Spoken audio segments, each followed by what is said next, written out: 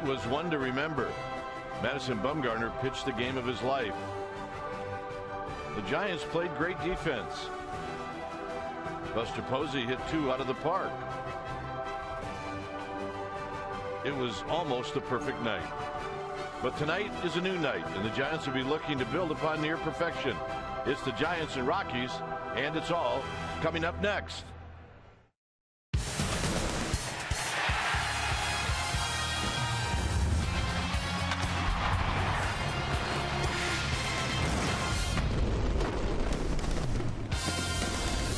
Wednesday night baseball here at AT&T Park as we get ready for Giants baseball game 3 of this 4-game series. Rockies and Giants. Hi again, everybody. I'm Dwayne Kuiper. Alongside me, as always, is Mike Krukow.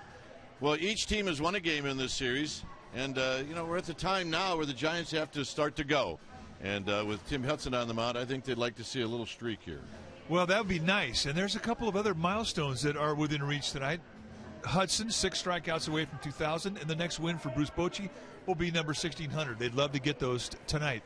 And if you look at last night as to how the Giants evened up this series, great pitching, great defense, timely hitting, well, that would be good. And if you're looking at a guy who's had nice lifetime success away from Coors Field against this Rockies team, it would be Hudson, 5-2 lifetime against Colorado. So, hey, get those knee-high locators established early for Hudson, get a lot of ground balls, and take your chances. And the Giants will be facing another quality left-hander in Franklin Morales. Stay tuned. We'll take you to our Comcast Sportsnet studios for an update, and we'll do that right after this.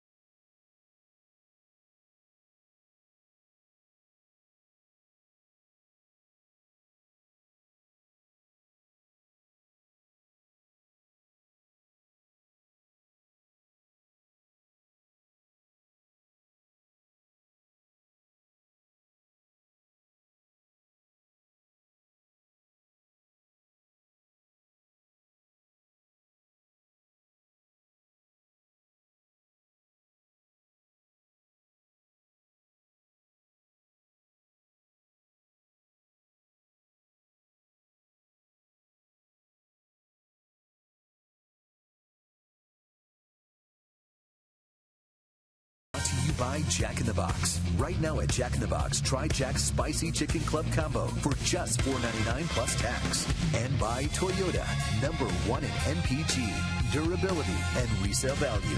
Toyota, let's go places. Giants fans came oh so close to witnessing perfection last night. Madison Bumgarner put 7 perfect innings in the book. He ultimately ended up with a 1-hit shutout and, of course, the win. Welcome back to the broadcast. I'm Amy Gutierrez. And although Madison lost his perfect game bid in the 8th inning, he had one of the best pitching performances of his career. He walked no one. He struck out 13. And of the 28 batters that he faced, he threw 24 first pitch strikes, and he only had 1 3-ball count the entire evening. Now, what maybe was more impressive than his control over the baseball was the control he had over his emotions in the 8th inning. We take you back. It's our AT&T U-verse rewind this evening. It's no wonder he's a former AL MVP. Justin Morneau led off the 8th with a double to break up the perfecto. And instead of getting rattled, Bumgarner kept his poise and went on to strike out the side. Rockies, McHenry, McBride, and Barnes all grabbed some pine at a time in the game. Each one of them represented the tying run. It's pretty hard to believe Madison Bumgarner is only 25 years old. Tonight, Giants fans get to see what a 39-year-old's going to do with that baseball. The Giants send Tim Hudson to the mound. Dwayne and Mike will have the call, and after these messages, they'll give you lineups and first pitch, so stay with us.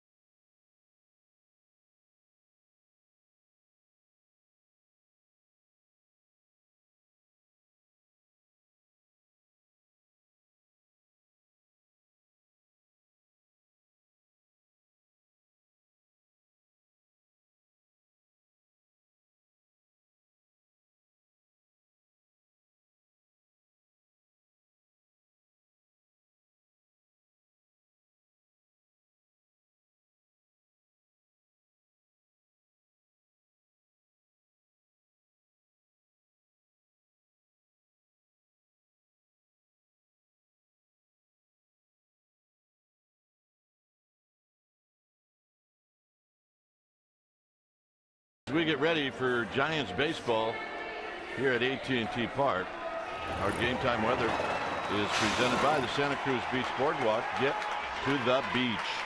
The admission-free boardwalk is now open daily. 63 degrees here at the yard. We have winds at 14 miles per hour, humidity at 63%, and it is a breezy night. On the hill tonight for the Giants is Tim Hudson as he leads his players to their position, and they're a little charged up after last night's ball game. So let's take a look at the lineup for the Colorado Rockies. It'll be Blackman, Stubbs, and then Justin Morneau. And take a look at those numbers against the Giants in that 5-game hitting streak. Arenado will hit cleanup, then it's Dickerson, McHenry, and Rutledge. DJ LeMahieu will hit 8th, and Franklin Morales will hit 9th. Let's take a look at those numbers for Tim Hudson. 26th start for Mr. Hudson, 9-9 of the year with a 2.99 ERA. That ranks him 12th in the league in ERA. 98 strikeouts against 28 walks. He's had that type of command all year, which has been very good. When he's on, you're going to see a fastball that sinks in the low 90s. He will cut it as well with a curveball, slider. He'll throw a changeup. 5-2 lifetime against these Rockies with a 4.35 ERA. 6 strikeouts shy of 2,000 tonight. We'll talk more about that as the game wears on, and hopefully he gets to it. Let's take a look at the defense tonight behind Tim Hudson. For the Giants, from left to right, it'll be Blanco, Pagan, and Pitts. Duffy and Sandoval on the left side of the infield, with Brandon Crawford getting a day off. Joe Panik joined by Michael Morris at your right side. And Buster Posey back in the squad, putting down the signs after a 2-home run night last night.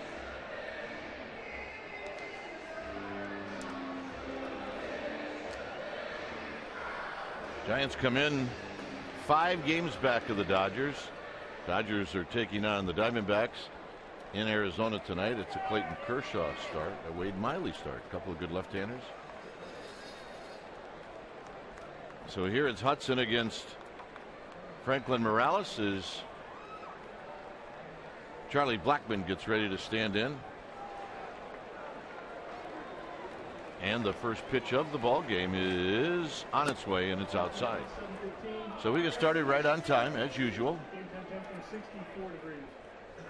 Blackmon hitting .290, 15 home runs, 60 driven in.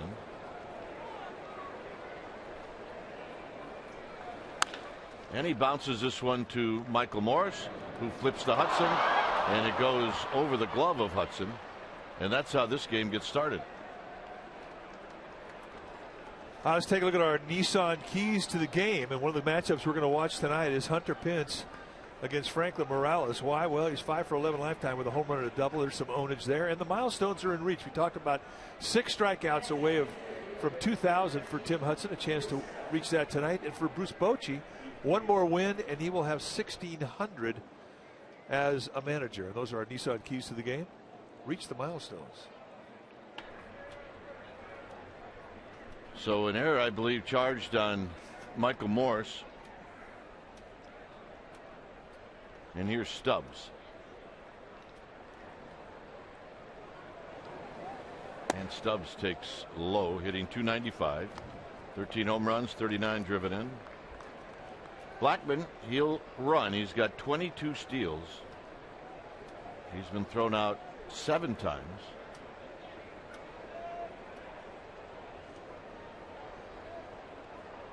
With Justin Morneau on deck. Swing and a miss. 1 ball and 1 strike. Stubbs 2 for 7 in his career against Hudson. Mike mentioned earlier, Hudson 2 no decisions against the Rockies this year.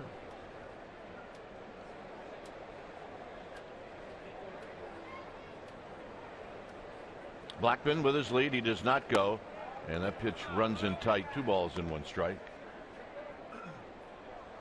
Jim Joyce is the umpire behind home plate. Marvin Hudson, Doug Eddings, Corey Blazier from first to third. You're not going to see big corners tonight from Jim Joyce. Kind of a rule book strike zone. You will see knee-high strikes. You'll see some belt strikes. But he is an umpire that will look for strikes. 2-2.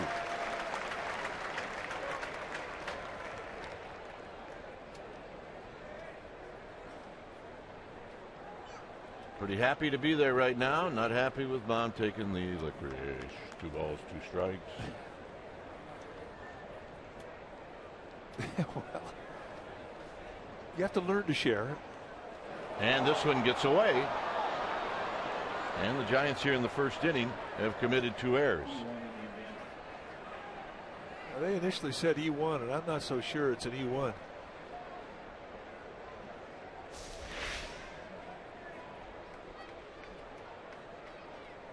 Yeah, kind of a reach off the tip of the glove. I agree with that call. So it's just the way things started. in game 1 of this series when the Giants made 4 errors in that game.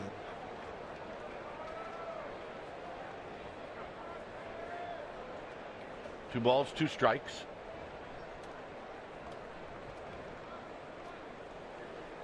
Curveball got him. Kind of a hanger. Doesn't matter.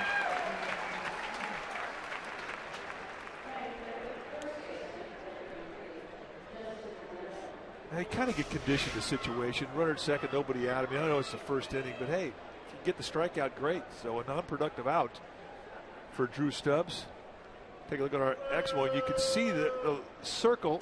That's the dot that tips off the slider, and that one had some big-time hang on it. It did. A backup slider, and a good look at it from our Exmo. Brought to you by your local Toyota dealer. On the ground to Panic, and Panic will throw to Morris. On the play, Blackman to third, 2 outs.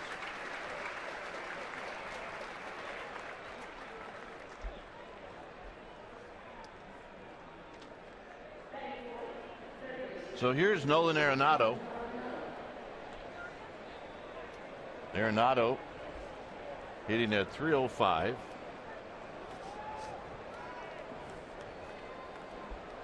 He had an incredible August. Irish Heritage night tonight. They got their hats, being part of the Irish Heritage group. We had the Irish dancers, some Irish singers before the game.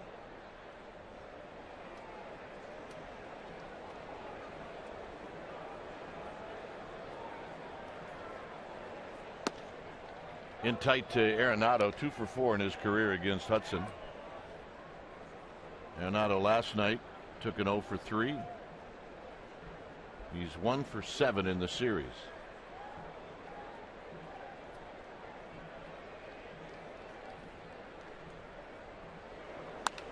Pops this one foul as he reaches out on an off-speed pitch. Rockies are 23 and 28 against the West. Giants are just a game over 500 against the West.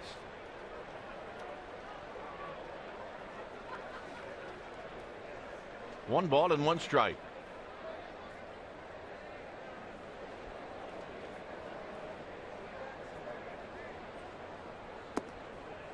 Low and away, trying to get Arenado to fish. Another thing we've seen out of Arenado, especially on Monday, was his ability to cover the outside pitch. He really does lean out and expand. And he's a good low ball hitter. I mean, he beats a lot of pretty good sliders on that outside corner down around the knees.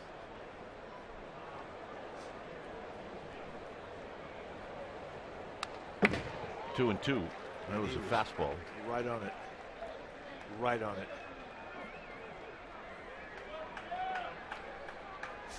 A lot of pitches up right now from Hudson. Look out. Look out. You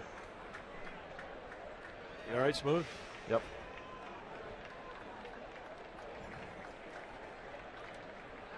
In real time, that might have been an issue. 2 balls, 2 strikes.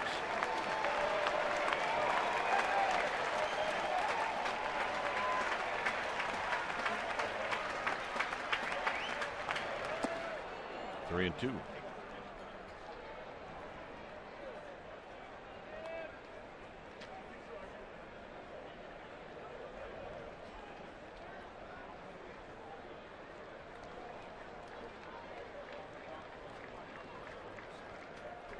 At third is Blackman. Hudson does have a couple of bases to play with, so. Infield plays to pull, outfield straight away.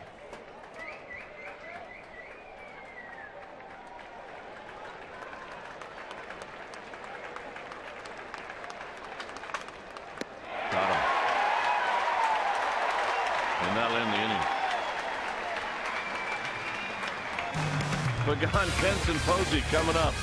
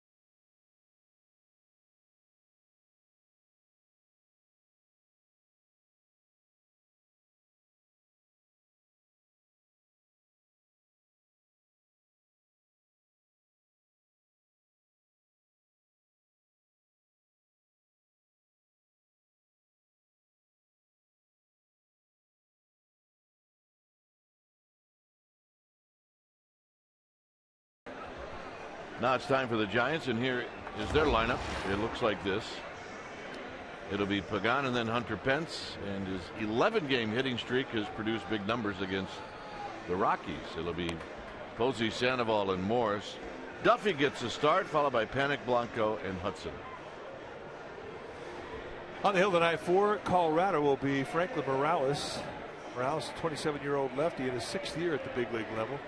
Has been a swing man, started out in the rotation, then he kind of hit a little rough spell. They put him in the pen, and he's kind of pitched his way back into the rotation. 5-7 with a 5.32 ERA. The problem was command. You see 54 walks in 118 innings. That's a lot. When he's right, you're going to see a fastball in the low 90s.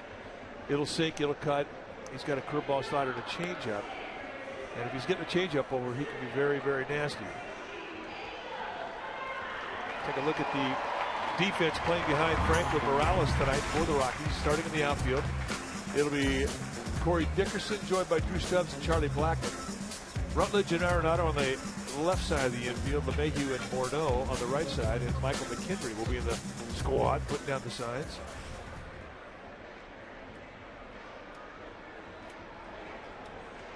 And it'll be Pagan to lead things off. A lot of activity out in the Cove today, out in the Bay. Container ship heading out. You get that view at Dodger Stadium? No. I don't think so. You see a few buses, but yeah, I guess they're kind of big. Here's Pagan hitting .296. Pagan 0 for 5 lifetime against Morales, and he takes a called strike.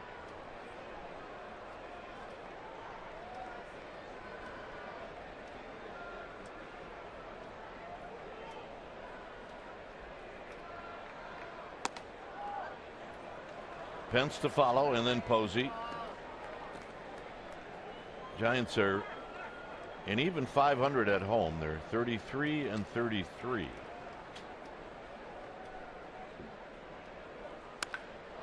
Down the left field line. Fair, foul. It is foul. Wow. Ooh. He turned on that one. And how foul was it? Oh my. Then he missed a home run by about 3 feet.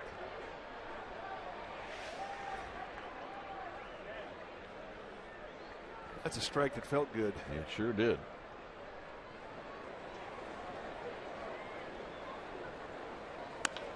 And again, he shoots one foul. Hey, look who got it.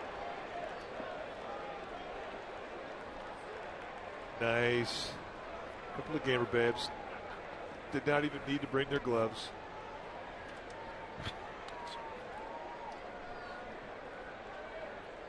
It's 1 and 2. Huh? Sight. 1 ball and 2 strikes. They will not forget that moment. Outside. And that's the changeup that's so key. Morales has a high 3/4 release, and he really gives you a lot of deception the way he flies that front shoulder. You expect a whole lot of fastball, and if he's getting that changeup over, he could be really tough. And Pagan strikes out after hitting a couple of balls hard foul. That's kind of one that you have a tough time getting over. By the way, after today, it sounds like a really low number, but only 14 more home games after today. 14. I know. Complete turn. He'll show his chest to the second base, hide the ball, and then right over the top. That's that high 3/4 release. Fastball right through Pagan.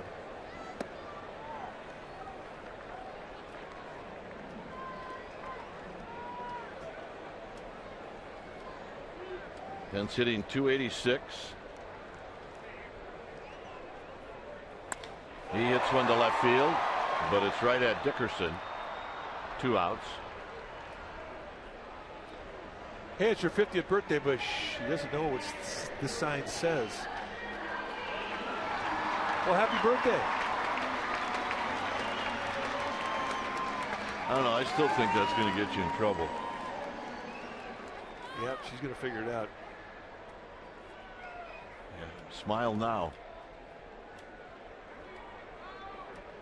Buster Posey hitting at 288.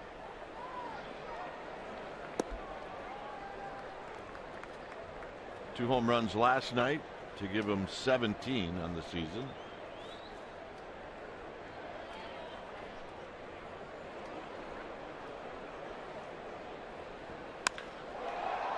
Dickerson, and that'll end the inning. So Morales not fooling anybody, but he has a 1-2-3 first inning. Dickerson will lead things off.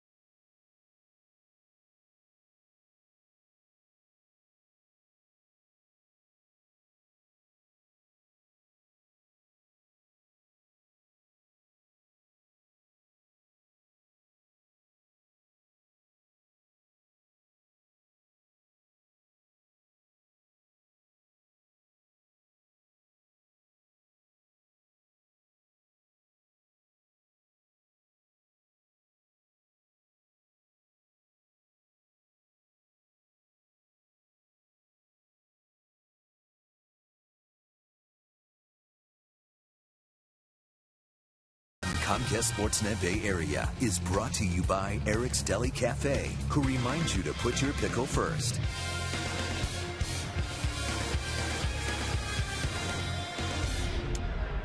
Here at AT&T Park, a 0-0 ball game as we head to inning number 2. Dickerson, McHenry, and Rutledge facing Hudson.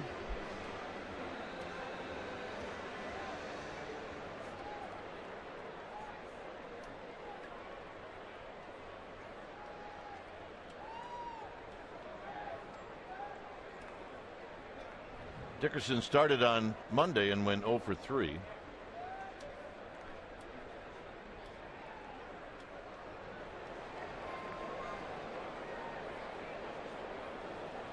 And he takes a strike. In at third is Sandoval. Your double play combination tonight. A couple of guys that started out in the minor leagues this year. Duffy and Panic. Oh yeah, they have got the Irish Giant spirit. Well, it's Irish Heritage Night. And that's pulled on the ground foul. Well, that may look like a hanger, but actually that's a cutter where Hudson placed it was perfect. You have a little flat breaking ball that you can run in on the hands of left-handed hitters. Very difficult for them to get the barrel on it. Plus, a lot of left-handers by nature have a little lift in their swing, a little uppercut.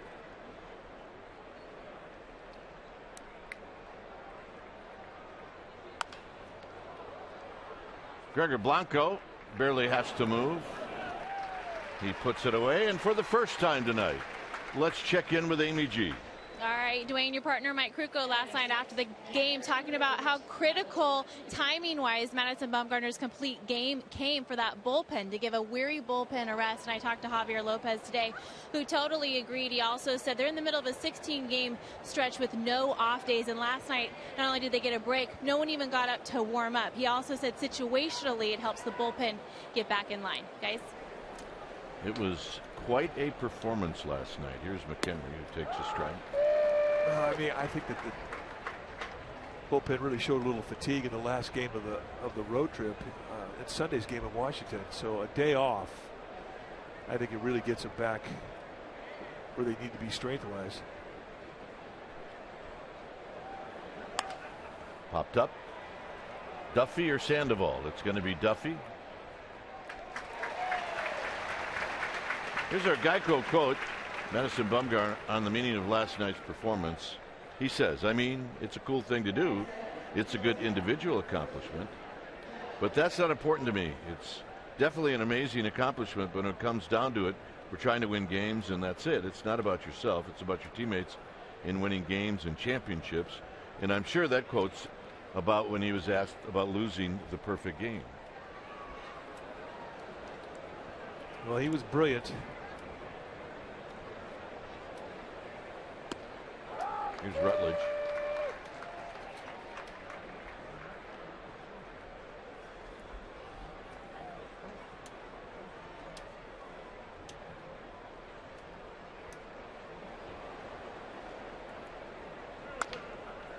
Panic charging. He's got a little time, and that'll end the inning. 7-pitch inning for Hudson. Sandoval, Morris, Duffy, Panic, Blanco coming up. No score.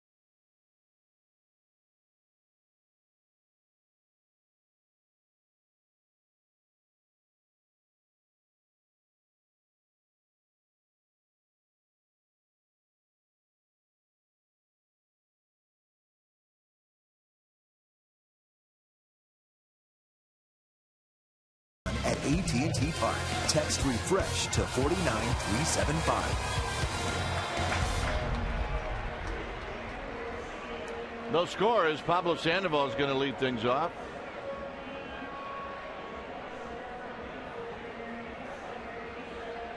Yeah, this guy's ready. He's got the old timer glove on. Yeah, notice there's no lace in the fingers. I mean, it really was like a glove. Lace around the seam. There you see the lace up top of the fingers there. It always amazes me when you look at the old gloves.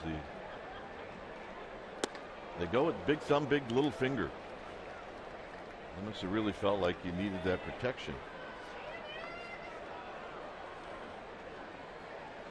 Now, one thing's for sure, you had to pocket everything. Yeah, maybe once in a while you get away with the web, but that's about it.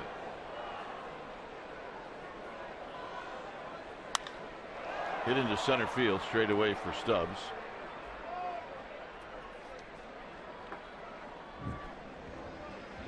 Well, this Friday, AT&T Park is hosting a Pacquiao-Algieri fight media event. You can purchase a special event package that will include early entry to the private media event with Manny Pacquiao and Chris Algieri from 12:45 to 1:15 p.m. A collector's edition fight poster will be included, and of course a Giants-Brewers game ticket.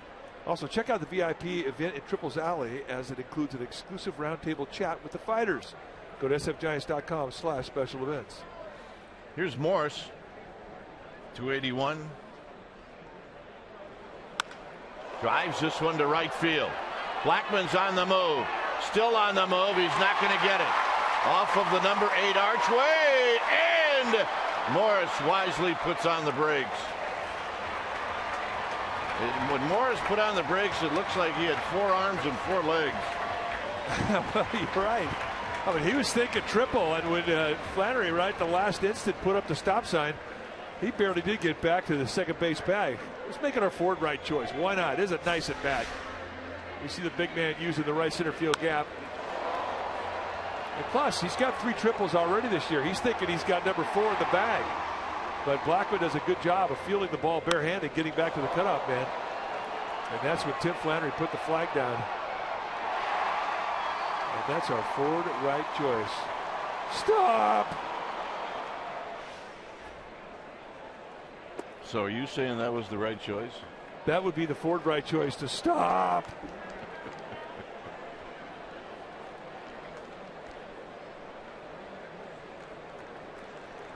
First hit and base runner for the Giants.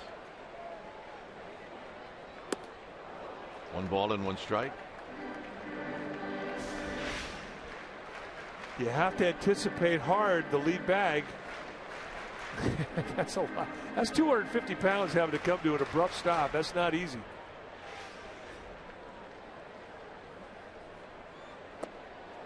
One and 2. Duffy hitting 207. He's never faced Morales before.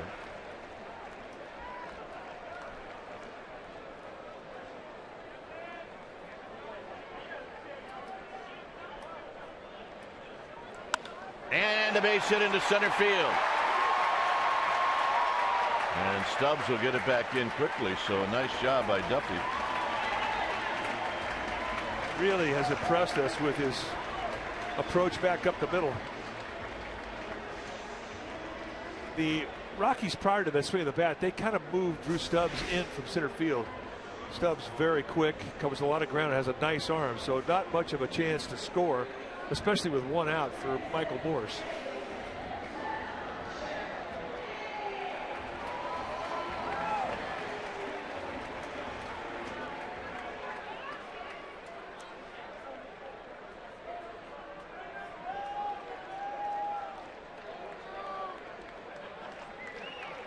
So here's Panic. Panic right at 299.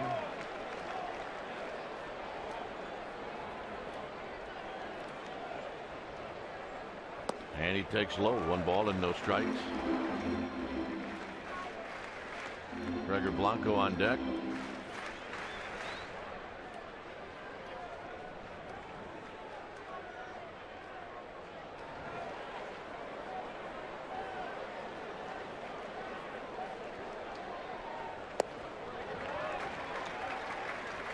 Two and 0. Now you get into a strikeout situation sometimes mentally as a pitcher, and I think that's what Morales is pitching for. I mean, I think this early in the ballgame he'd be better off pitching for the ground ball. But anyway, he's nibbling on the corners and he's falling behind 2-0. 3-0. And that's what happens when you get in the strikeout mode. You start to throw your strikeout pitch first. If you have a guy up there with a good eye like Panic, it could really put you in a hole.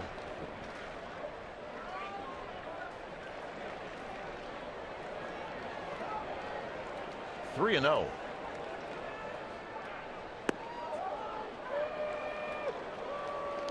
Panic taken all the way.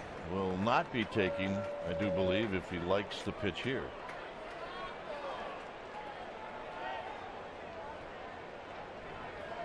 Three balls and 1 strike.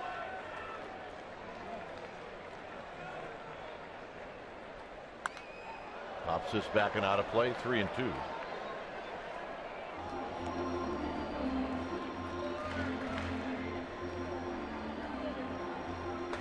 Girls making some plays tonight. Yeah. Well, she got a brew in one hand. She's not going to hand it over, is she? No, don't do it. 3-2. Nope. not going to give it up. Now we'll see if Bruce Bochy sends Matt Duffy.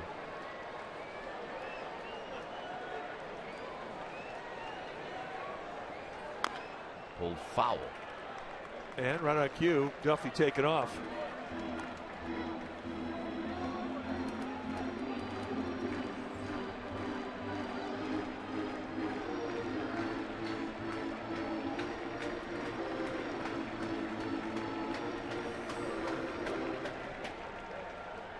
Giants trying to get on the board first. And they have an opportunity here in the second inning. 3-2 to Joe Panik.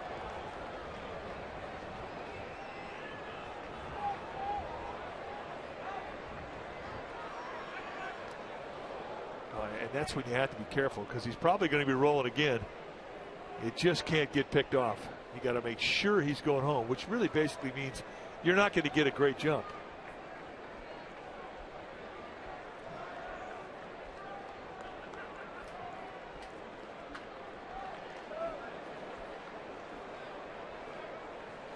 Three and two.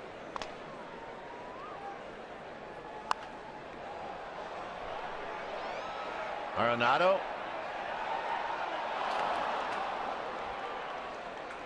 Two down. And Panik heads back to the Giants dugout, head down. Not happy. Basically the same thing happened to Joe Panik on Monday, given an opportunity early in the game.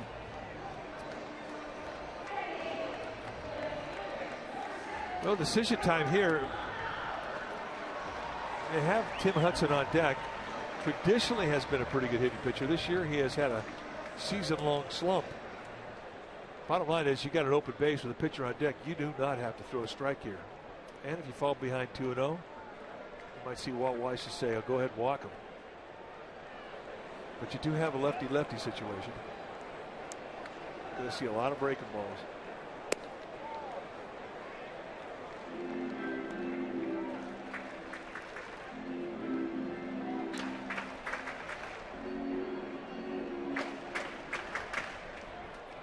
So Morse still at third. At first is Duffy. Cut outside. And a strike. Basically, you want to be a corner strike or a ball. Do not want to make a mistake out over the middle.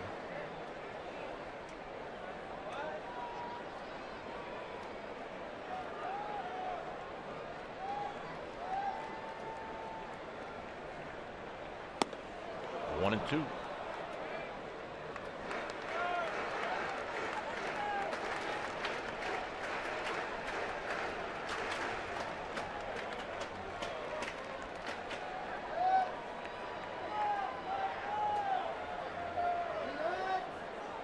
Blanco needs to put it in play.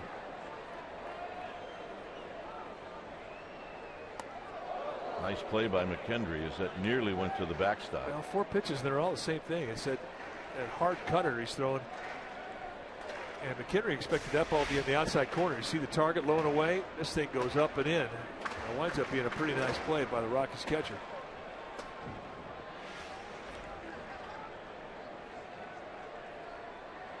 Basically, if you're a catcher and on third base, do not get too comfortable. Expect anything. And that'll end the inning. Giants waste an opportunity. We'll head to the third. It remains 0-0.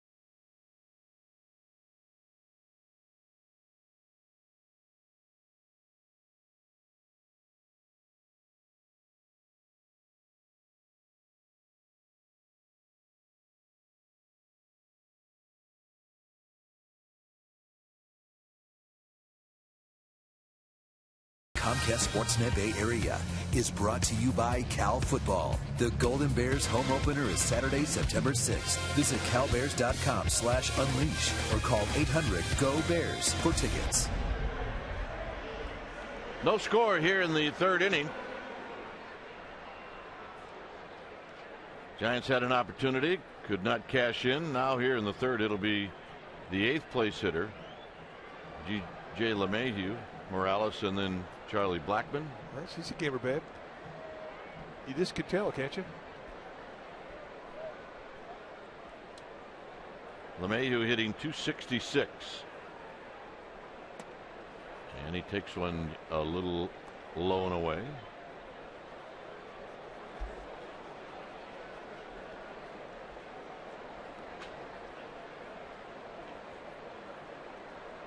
One ball and no strikes.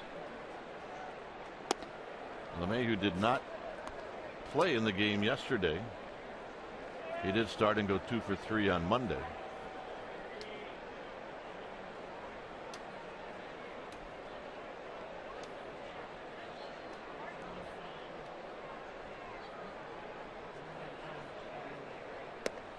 And a strike. 2 balls and 1 strike.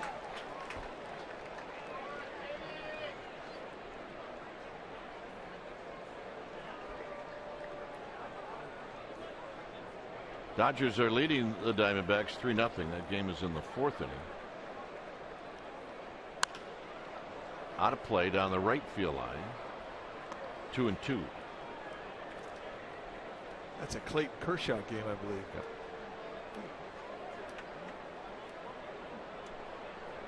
Phillies whipped up on the Nationals again today. Swept them. I think the Giants kind of tired out the Nationals. Hit out to right field for Hunter Pence. And Hunter Pence will make the play. Well, check out Peru ball. That's right, Jim Harbaugh in South America. That is Tuesday, September 2nd at 9 p.m. See right here in Comcast Sportsnet Bay Area, 49ers head coach Jim Harbaugh took his yearly missionary trip to Peru, and Comcast Sportsnet Bay Area went along to chronicle the trip. Harbaugh and his group built homes, delivered food, and taught football to boys in the area. Sportsnet Central's Dave Feldman was along for the trip and brings you the whole entire story. Check it out. Tuesday, September 2nd, 9 p.m. And Morales takes a strike. Morales 3 for 25. Kind of has the high leg kick. See if he does it again. 0-2. Can't tell if he's hitting or pitching. Well, he's got a style. I mean, even if you're not going to hit, at least have some style.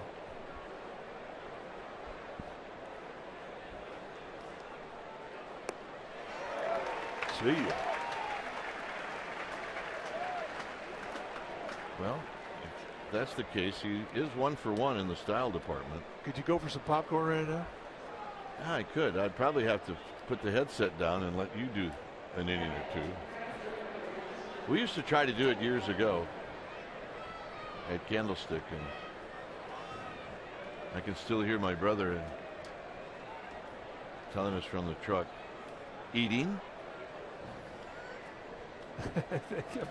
Well, it just smelled so good. They had a popcorn machine in the booth. When we started out doing this, everything we did, we had to learn the hard way. Yeah. I can hear you eating. Okay. I watched Joe Morgan devour an entire foot-long hot dog during one hitter. 2 bites.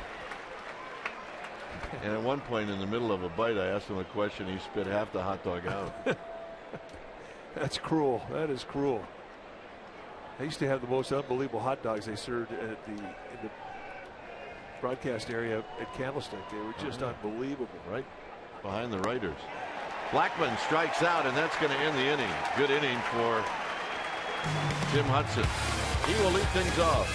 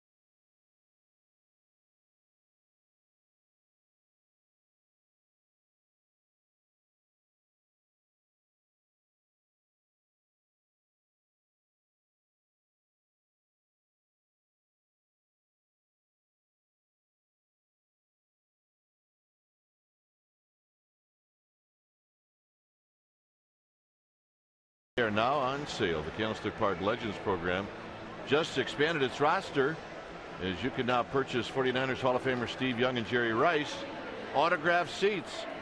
Some of the other options, the pairs, Mays Montana, Mays McCovey, Will Clark. How about Montana and Dwight Clark? And then there's others. Go to sfgiants.com/candlestick memories. We're the others. Others. We seriously played with guys that would see the daily stats of a team, and they would list all the guys, the pitchers, and at the end, I mean, every pitcher that had been up and got sent out, they just lumped them in a category called others. And we played with guys that thought others was a guy getting called up who was pretty good. Yeah, Mel Others. Who's this guy Others? Yeah, I just traded for him. It's pretty good.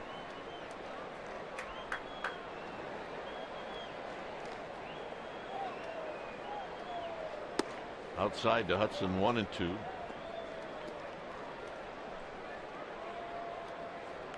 Hudson 2 for 45.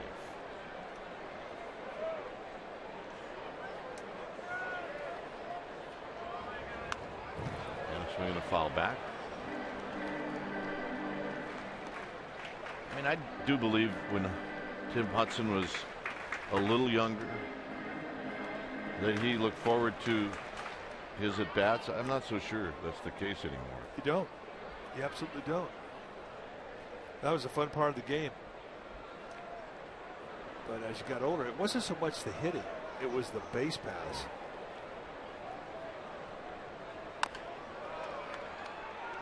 Morales will toss to Morneau. Especially on some of those really hot days on the turf.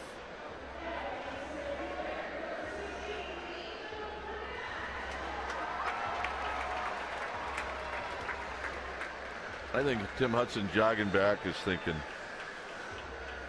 I remember watching Rick Russell not really care about hitting. I'm starting to feel the same way. It happens. Here's Pagan. Pagan struck out after missing a home run by Mike put it at 3 feet. Just fouled on the left field line.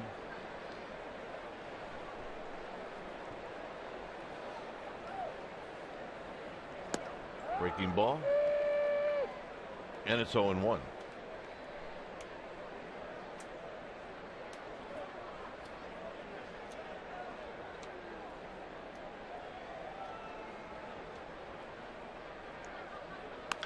And that's pulled foul again. Ball dude gave pretty good effort down there. Yeah. Benjamin Casillas. Sheboygan Bratz. I could not walk past that booth. I am sorry. I would have to stop, ask a few questions. Yeah, me too.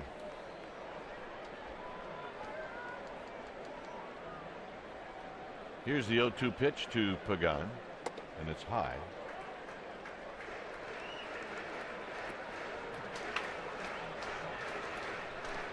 Hunter Pence to follow. We are in the bottom of the 3rd inning. No score.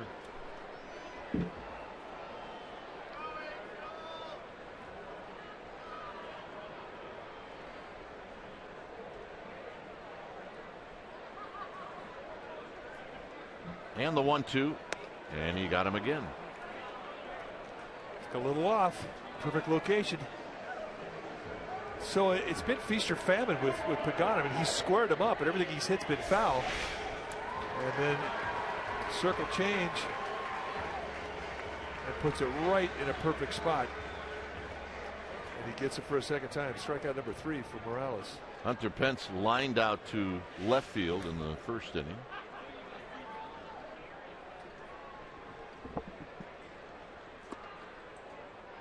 Takes it wide, 1 ball and no strikes.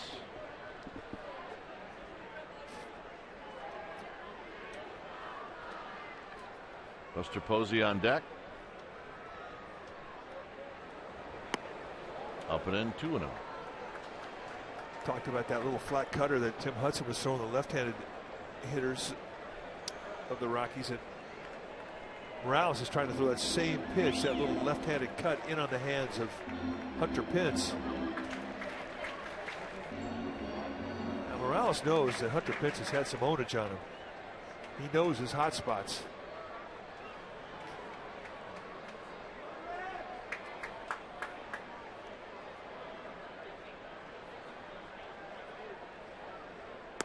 And a strike. 2 balls and 1 strike.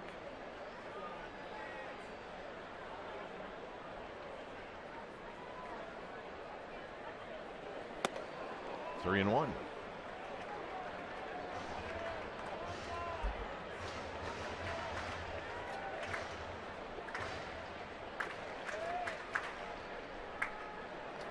Pence will let it fly if he likes what he sees. And he taps this one slowly to Arenado. And Pence is going to beat it out.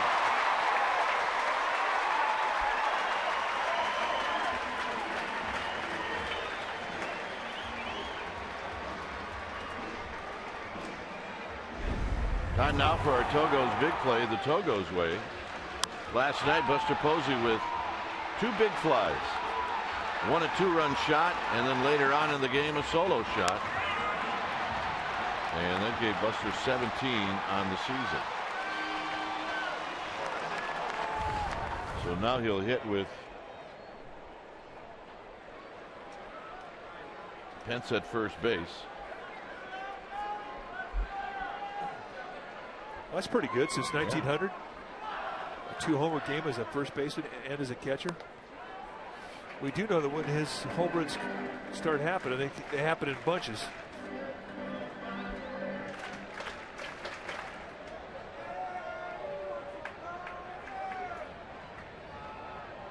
Mr. Posey also hit a ball well to left that Dickerson caught in the first. He's got that spot down. Good changeup. Take a look at the home runs for Posey. 17 this season. It's hit everything. I mean, a lot of fastballs and all to his pull side. Just one to right field, right side of second base.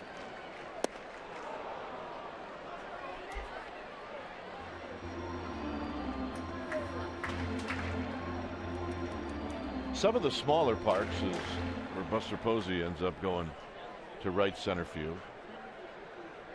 Arizona for one, Milwaukee, those places.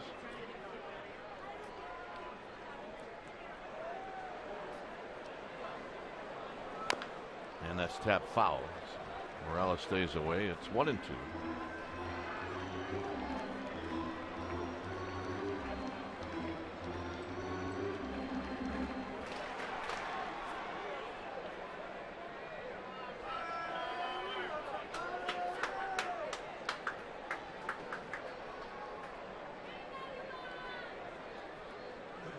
Pence with good speed at first. Blackman guarding Triple's alley. And that fastball is high at 2-2.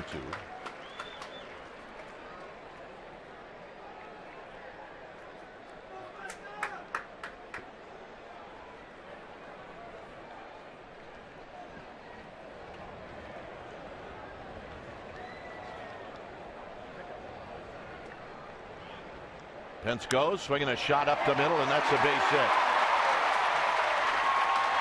Pence will get to third. And a base hit for Buster Posey. Yeah, some nice 2-out thunder here. Both hits coming in 2-strike situations. Posey just taking a little off and just doing what you're taught. 2 strikes, shorten up, go back up the middle. See how far LeMahieu was at second base. Gives you an idea as to how they preset him. They played him to pull. Rare to see a second baseman dive on the shortstop side of second base.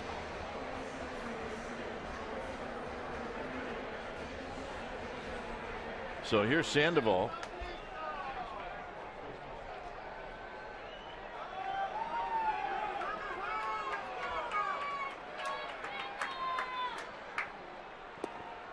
Sandoval takes a strike. Sandoval hit a fly ball to center field in the second inning. This will be his first at bat with a runner in scoring position. He's got 59 runs batted in. And that's chopped foul to Tim Flannery. It's 0-2. Seen a lot of off-balance swings. The second time through the lineup against Franklin Morales. And I told you the key was the changeup for Morales, and he's got it going tonight, and it sets up everything. And this another off-balance swing. Look at him reach. Yeah, that's one you hope goes foul. Not a lot of strength in that swing.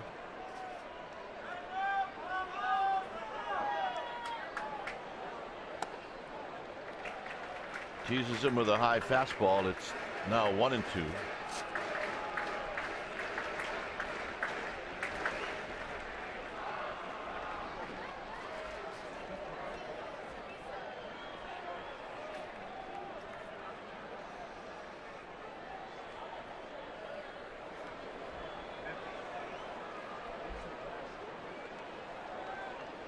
Got him, and that'll end the inning. 4 strikeouts for Morales. We'll head to the 4th. 0-0.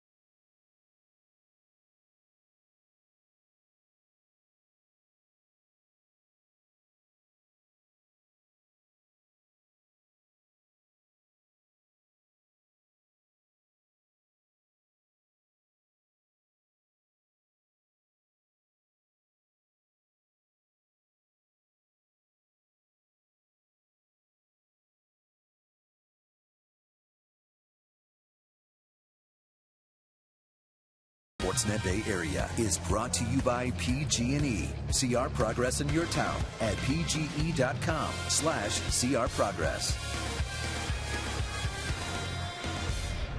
Through 3 innings, 0-0. The Rockies have had 1 base runner. That was Blackman, who reached on an error in the first inning. Here it's Stubbs, who tries the bunt and misses. Stubbs, Morneau, and then Nolan Arenado. That's a concession right there. And I say that because, I mean, he's got the speed to be a bunter, but he's got good power. And when a guy with good power is bunting on you, he's not seeing you very well. He's kind of conceding that.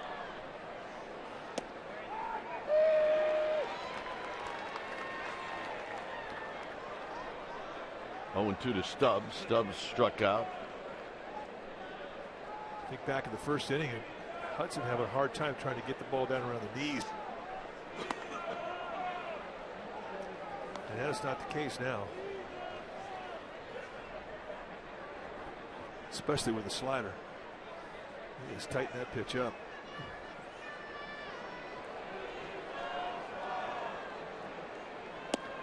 Two and two.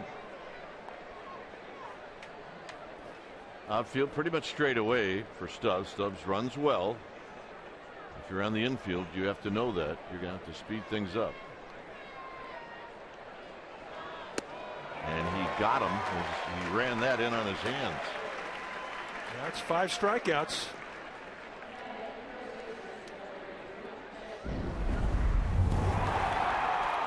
last night, a 1-2 count, perfect game. First guy up in the 8th inning, and Justin Morneau somehow barrels the breaking ball. And that was the first hit of the game and the only hit of the game. That was a one-cheek swing. Half a cheek swing.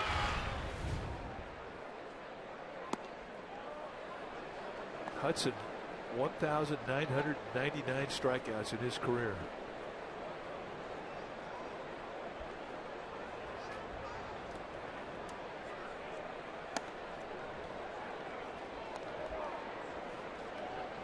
And that's one of those milestones where you know where you are strikeout wise as you start to get close to it.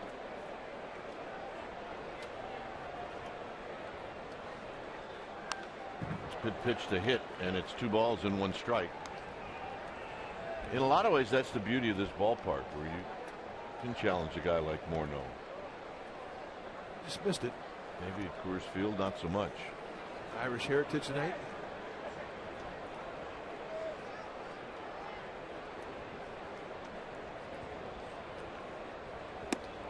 Three and 1.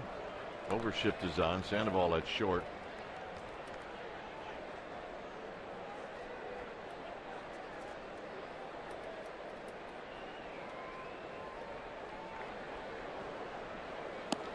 And the walk.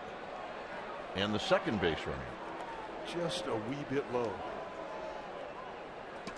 So that is the streak of 9 in a row. Or 10 in a row, I beg your pardon. Here's Arenado. Arenado struck out in the first.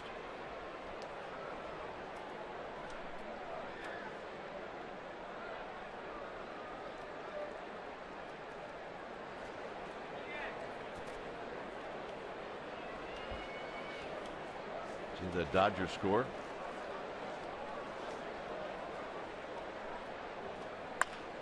On the ground towards the hole. Sandoval's got it from his knees. 1 to first, 2. And that's the fine double play, folks. 5-4-3. And on one pitch, Hudson gets back into the dugout. Very nicely done.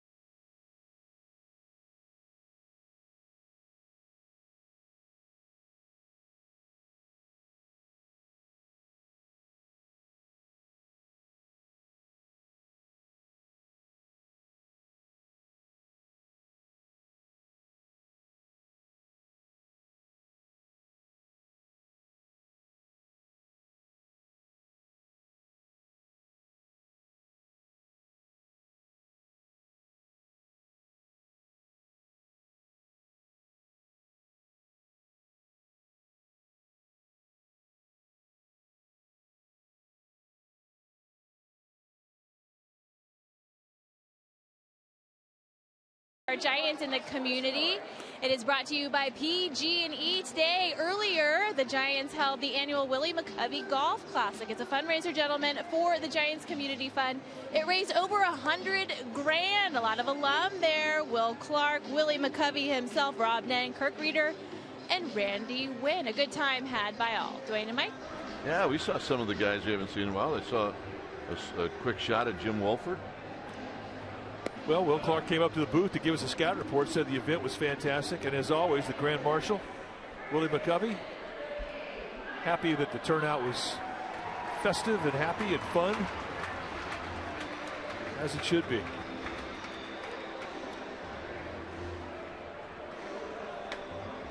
So Michael Morse will lead things off.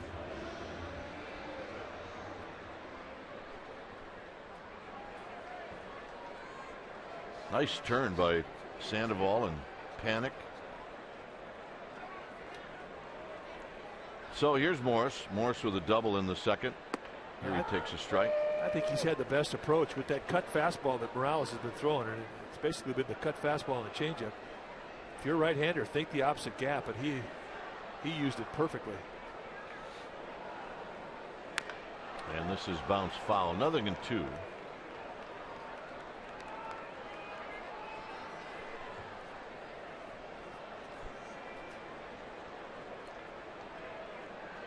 You notice that since Hunter Pence shaved off his beard, the Giants pitching hasn't given up a run. You just never know what can happen. Roll foul again. Well, you talk about a great turn. I mean, every part of this is the big leagues right there from the knees, and watch the turn from Panic. I mean, that didn't stay in his glove or his bare hand very long. But this Gold Glove caliber from Sandoval, Panic, and a nice stretch from Morris on the backside to get the pair. And I didn't think they had a chance. Yeah, I figured if it was going to be anything, it was going to be really close.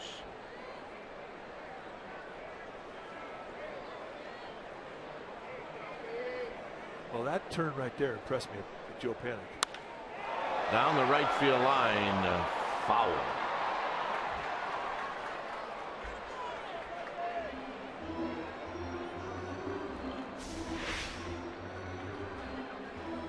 Take one more look at perfection on the pivot. Left foot tag, step back. Protect yourself with the bag, and good pitcher goes over and thanks his infielders when you get an effort like that. For Panic, ho-hum, all in a day's work. No big deal. In tight. Think about Morales. He's been pretty good. When he's missed out of the strike zone to the right-handed hitters, it's been in. He hasn't made many mistakes out in the strike zone.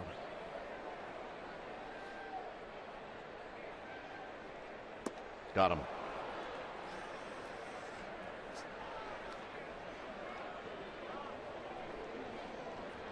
Well, the Brewers are going to be in town this weekend starting on Friday night. And it's orange and black top hat night. And then Sunday, Star Wars Day.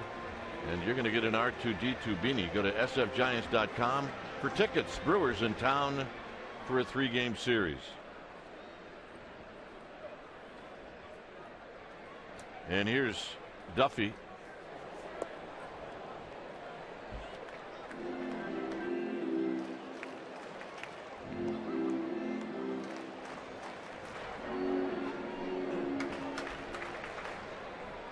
Rockies set the defense to pull. It didn't take long to get a book at this level. They scout you pretty hard. So the right side of the Rockies infield definitely shading towards second base. 2-0 to Duffy. Duffy with a base hit in the first, or in the second. He had a base hit with Morris at second, but he hit a little too hard. Morris couldn't score, and then the Giants didn't score after that. This is rolled past Panic. It's 2 balls and 1 strike. I think this defensive set has everything to do with the type of stuff Morales is throwing tonight, more so than the book on Duffy. I mean, this is the 31st at bat for Duffy in his big league career. Now, you would say baseball is close-knit group. Somewhere down the line, somebody's probably played against him. Well, remember, the Giants pulled him out of Double-A ball. I doubt if anybody at the big league level here has ever seen Duffy. So for the Rockies to put together a shift defensively like they have on the right side of the infield, it's more to do with that cut that Franklin Morales is throwing than the book on Matt Duffy.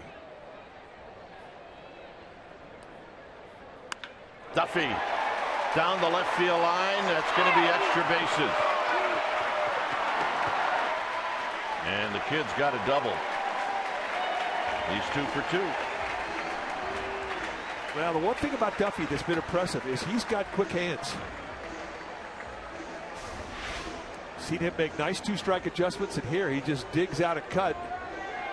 I mean, that's not too far from where Morales wanted to throw this thing. And that's not an easy pitch to keep fair. He stayed inside it beautifully. Watch the knob come through, and you'll see the knob first, and now the barrel head. And that's a great job of staying inside that cut on the inside location. And there's your reward. It's loud contact. Panik hit a pop-up in the second with runners at the corners and only one out.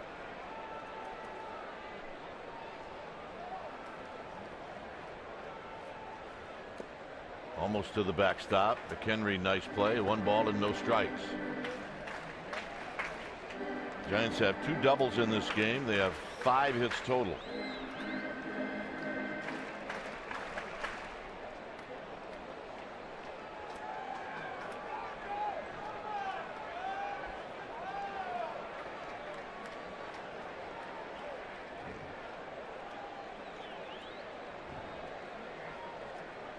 One and 0. Morales will chase Duffy back, although it doesn't appear that Duffy's going to go anywhere.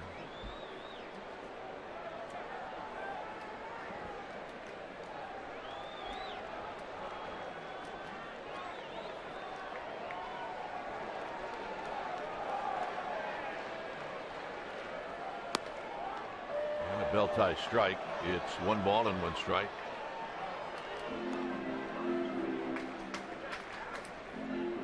Just 6.2 miles away to Candlestick. Fauci, one of our cameramen, reminiscing about the golden days over at the stick. He's not reminiscing. Kidding me? He's twiddling his thumbs. And a base hit to left field. Duffy will stop at third. Well, Giants have another opportunity. Nice at bat. And I'm telling you, Joe Panik is wishing he'd have done that in the second. Exactly what's going on in his mind. Nevertheless, I mean, remember, he had never seen Morales, so the education he got in the first at bat, he applied here, going up there, and I don't think he had anything in his mind to do other than go to left field with that cut. Set the outside target. There's the flat cut. Just stay inside it. Not much of a stride. Head stays very still. And that's allowing the ball to get deep, letting it travel, as hitting coaches will say, and that's how you beat it. Jim Wright, pitching coach for Rockies, coming out there. And I think he's telling him, don't change a thing. Well, if I'm Gregor Blanco, I'm keeping an eye on the signs from Tim Flannery.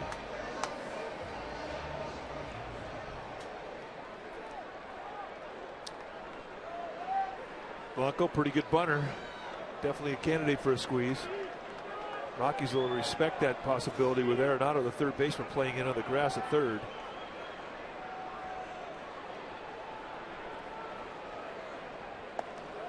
One ball and no strikes.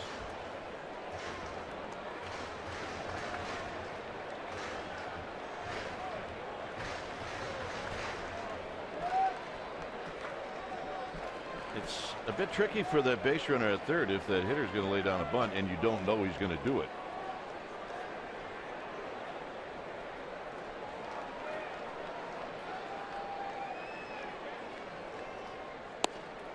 Two and 0.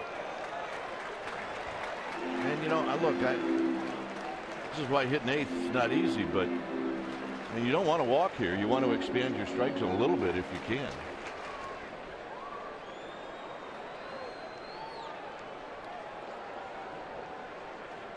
We'll see what Blanco does here. 2 balls and 1 strike. You almost can predict what's coming. I mean, it's just been a cut fastball. But that's the thing about the cut. Even when you know that it's coming, it's not an easy assignment to hit if a guy's got a good one. And tonight Morales has had a good one. Cannot try and pull it if you're a left-handed hitter. If he locates it on the outside part of the plate, you have to think about left field. And the bunt. And it worked. Everything about that play was perfect. And the Giants take the lead. I mean, that's not a squeeze. It's a safety squeeze. With runners at first and third, if you're going to do it, you're going to do it on the first baseline. And Morneau really only had one chance. And that was to come in and try and scoop it with a big first baseman's glove. Trying to flip that thing is not an easy play. And he may not have had a play. Especially if you've got an old glove like Morneau has. It's not stiff at all. But that's perfect. I mean, that is absolutely a defense beater right there. Great execution. Hudson just had a meeting with Tim Flannery. This very well could be the verbal bunt sign. Verbal bunt it down the third base line if you can sign.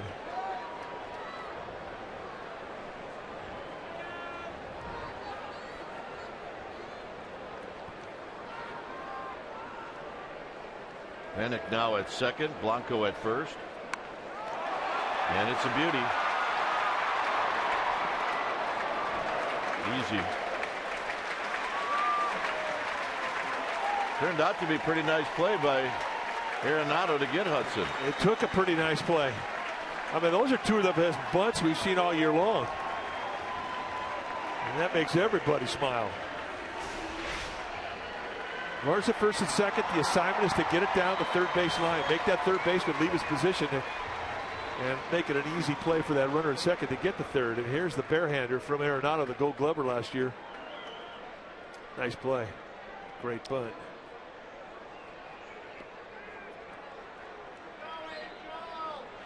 So here's Pagan. Pagan has struck out twice. But on the flip side, he's also hit in each at bat a couple of balls hard foul. And that's the pitch that Morales has gotten Pagan to swing and miss at. You can't try and pull it. And that's the mistake.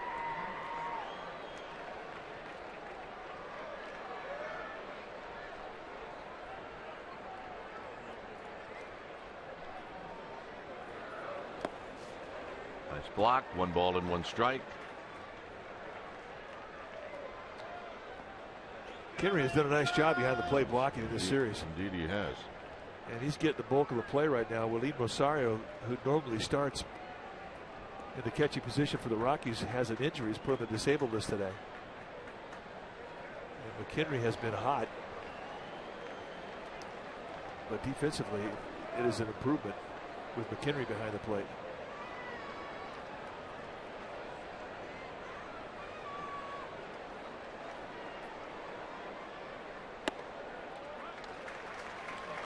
Two balls and a strike. Well, Pagan should get something in the strike zone with Hunter Pence on deck. The last thing Morales wants to do is face Hunter Pence in this inning.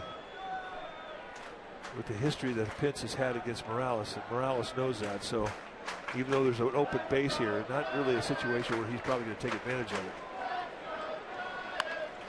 Hit on the ground to Arenado, and his throw is perfect, and that'll end the inning. Giants on the board. They strand a pair. 5th inning coming up, 1-0 San Francisco.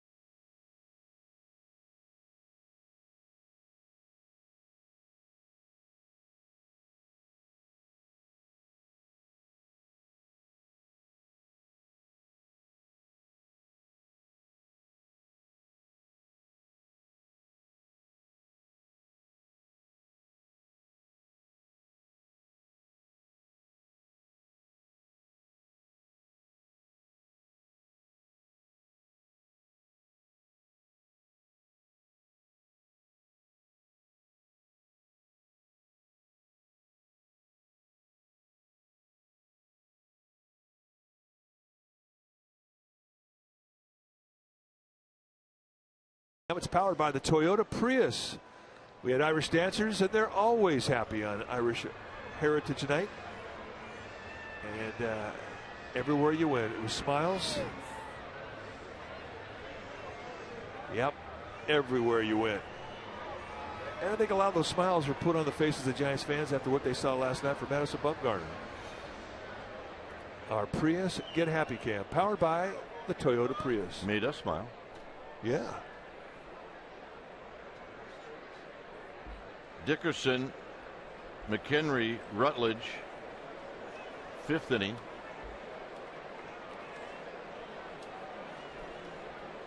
Dickerson hit a fly ball to the left in the 2nd. Here he opens up and hits it foul down the left field line.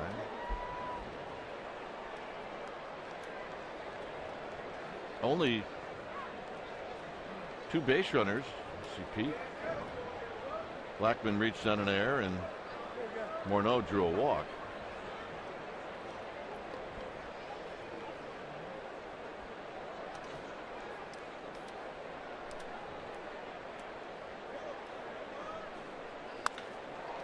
Dickerson down the line and gone. And this game is tied.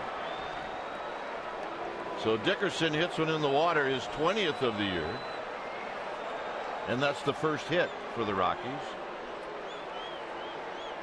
Well, you really timed that front leg right.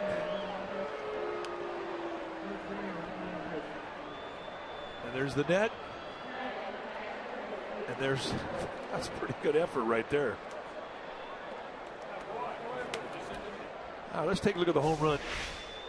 Watch the front leg drop. Boom. You get the front foot down and everything else falls in place. And he had a tremendous amount of backside in this. And that made the pond by a bunch. And McHenry takes a high strike.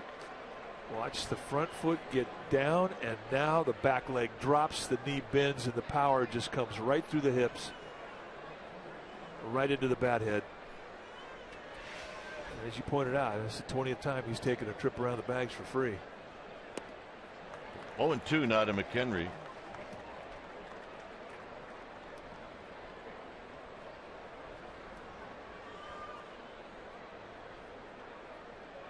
And for Dickerson, I mean, that's his first time at the big league level with 20 home runs. He had a year in the minor leagues where he had 32.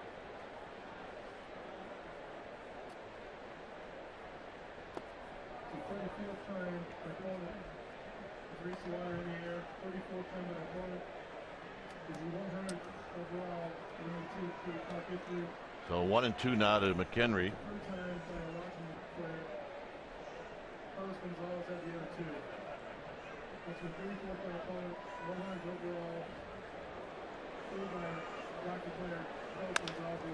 Hit to Sandoval, and Sandoval will charge and throw. 1 out. Come right back at the next out.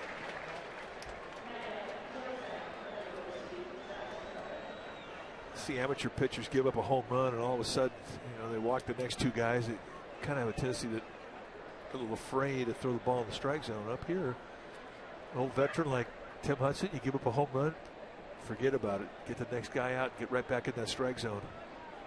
Stay aggressive. Rutledge is 0 for 1. He bounces this one to Duffy. Duffy, an off balance throw, got him.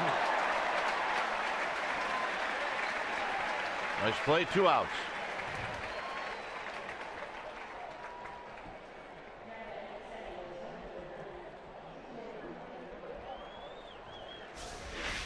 Well, you always wonder how a guy's going to go to his right and get rid of it.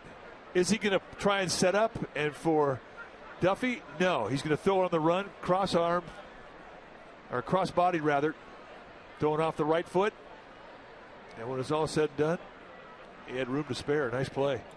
Here's LeMahieu. And LeMahieu with a big swing and a miss. LeMahieu hit a fly ball to right field in the 3rd inning.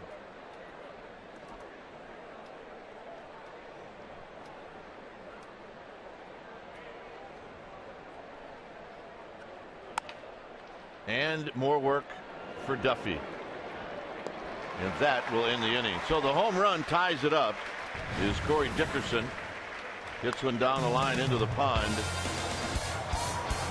Giants are coming up. It's 1-1.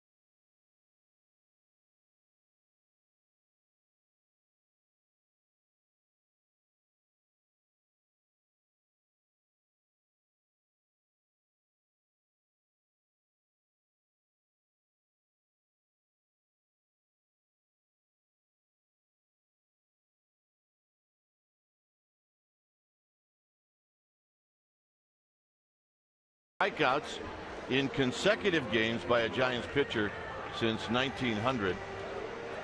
See John Montefiusco, Jason Schmidt, Sam Jones. Sad Sam Jones. The count again. Tim Lincecum, and then Madison Bumgarner is on that list for this year. So here's Hunter Pence.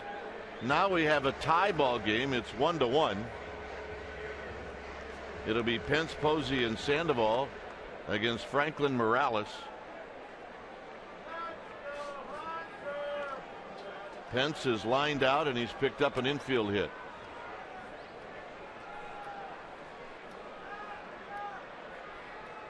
And the lefty throws to Pence, and Pence takes wide. 1 ball and no strikes. High pitch count for Morales, Kite.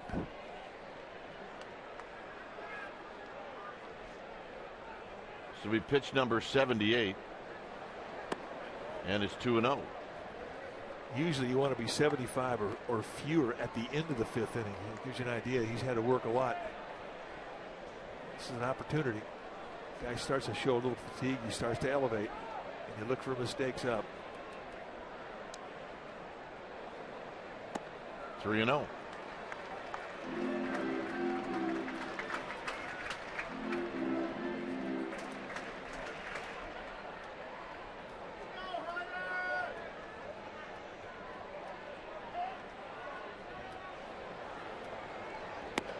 And a strike. It's 3-1. Just been basically one pitch, the cutter. Now granted, it's between 87 and 89 miles per hour. That's pretty good velocity for a cut.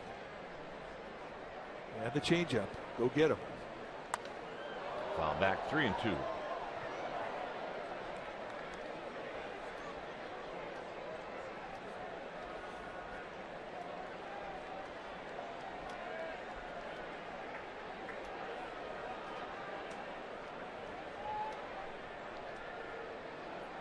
So Morales comes back after falling behind 3-0.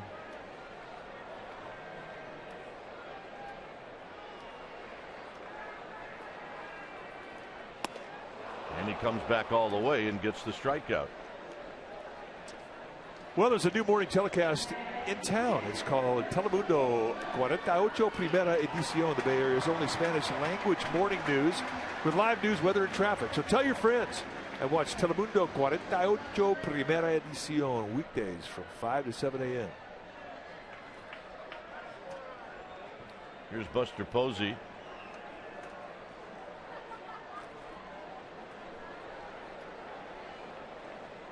And the pitch is high. Buster tonight is lined out and he's singled.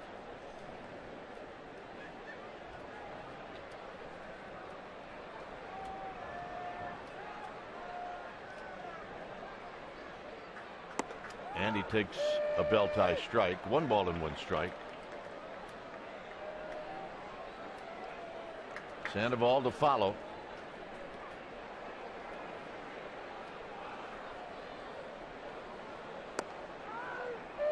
Good changeup. And the one thing too about Morales' changeup is he laid it on that outside corner. If he misses off the plate away. So, and that really has been the key to his success tonight. He hasn't made many mistakes in the strike zone. On the ground to third. Arenado has it. His throw is in time. 2 outs.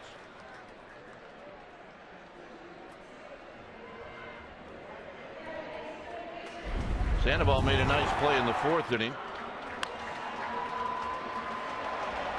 And he started a really nice double play.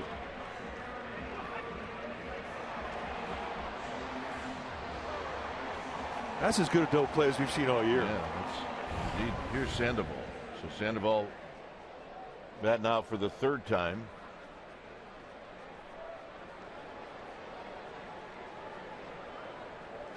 And he takes a high strike, and it's 0-1. Well, the inning started out nice, 3-0 to Pence.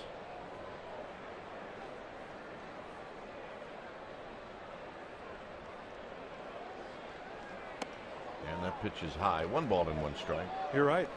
A comeback strikeout for Morales. Got Pence to chase out of the strike zone up for the payoff pitch, and then he got in tight with that cutter on Posey.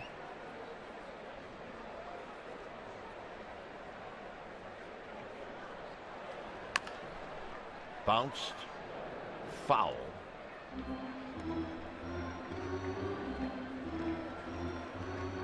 So it's 1-2 to Sandoval. Sandoval in the 3rd inning was at the plate with runners at the corners and 2 outs, and Morales struck him out.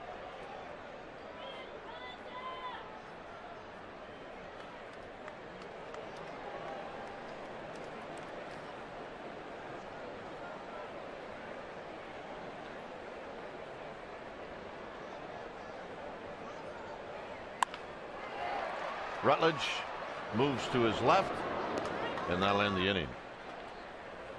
It remains as we head to the 6th, a 1-1 ball game.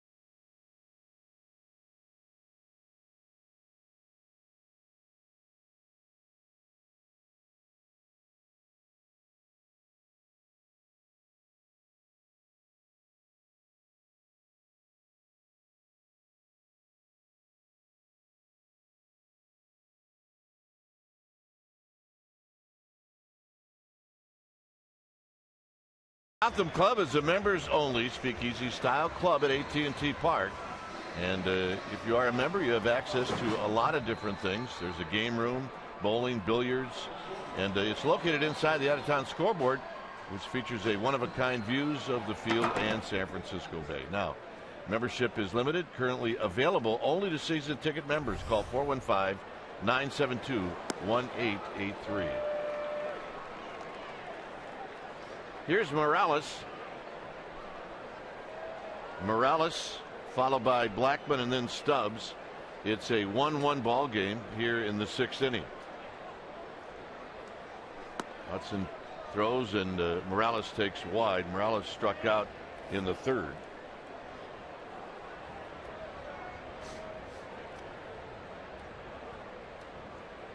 Hudson's given up just 1 run and 1 hit. The home run by Dickerson. There's a strike, 1-2. Pitch count wise for Hudson, he's in much better shape than Morales. Well, yeah, just 55 pitches through 5 full. I mean, you're in high cotton right there. And he got him looking. And that's a milestone strikeout. Buster Posey very quickly flips it over to the dugout with not a lot of fanfare, but that's 2,000 career strikeouts for Tim Hudson. And let's take a look at it. Franklin Morales will watch a breaking ball. Here you see the all-time strikeout leaders. Andy Bennis and Hudson are tied. Up next, Catfish Hunter. Jake Peavy's on his tail. So is that one of those? Who was your?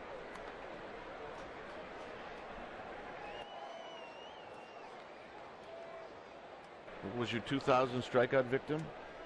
Franklin Morales? No. Look, it was a pitcher. Granted, he would like to have had Justin Morneau be that guy, but hey, he had to strike out 1,999 guys to get to that one. You're right. They weren't all pitchers. No. Remember, he had a long time in the American League where there were no pitchers. But, I mean, he's got 214 victories in his career against 120 losses. That win percentage, I mean, he's got some great arguments to get to the Hall of Fame. Sandoval. Nice play. Well, time to log on to csnbayarea.com and decide the player of the game. Your vote counts. Winner will be revealed during Giants postgame live. So follow the action on the diamond like never before with enhanced Bloomberg stats and more. Giants in game live on csnbayarea.com. Log on right now and vote. So here's Stubbs. Stubbs is struck out twice. 42 strikes, 18 pitches out of the strike zone. Stubbs bounces it slowly. Panic's going to have to hurry. Not in time. I don't think there was anything that Joe Panic could do other than what he did. Just too much speed from Drew. I mean, he's one of the more athletic guys in the league. That rare combination of speed and power. And Panic coming in, knowing he has to go to the bare hand. No time for exchange. And an easy call for first base umpire Marvin Hudson. And that's a pretty hefty backswing. You can see just how quickly he gets down the line. That's 4-2 with a big backswing. That's fast. Here's Morneau. Now Hudson's got to give Posey a shot. And this is driven to Pagan, and that'll end the inning. Hudson's looking around like, whoo! It remains 1-1.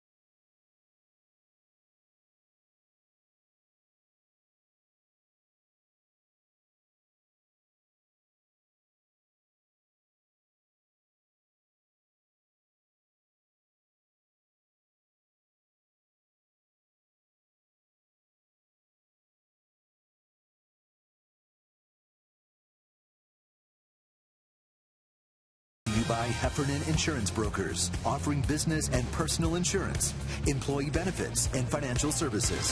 Visit us at hefins.com and by Xfinity, home of the most live sports.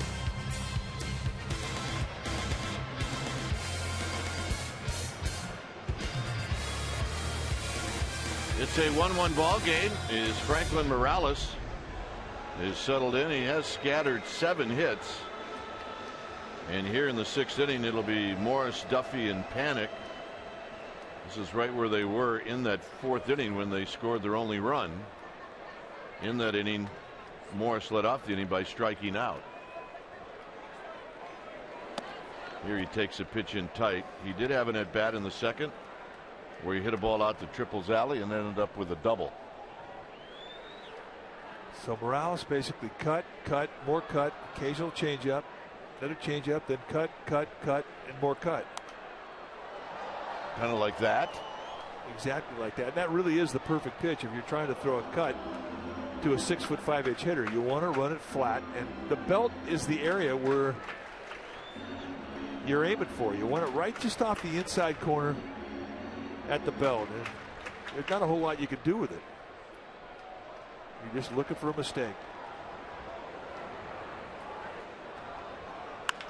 Hit on the ground to Arenado, and his throw is in time. All right, let's check in with Amy G. Amy. All right, guys, it's time for our fan photo contest. Make sure you tweet us and put a hashtag CSNBA fan photo. Include your name and your hometown. We really enjoy this contest, so send in lots of pictures. Tonight you're looking at Little Miss Madison with Will Clark. Perfect quote. What a thrill. Yes, it is. Will Clark's the best, guys. Yeah, we're pretty fond of him. Duffy, who doubled in the 4th. Here he takes in tight. Just had a little booth visit from Uncle Will.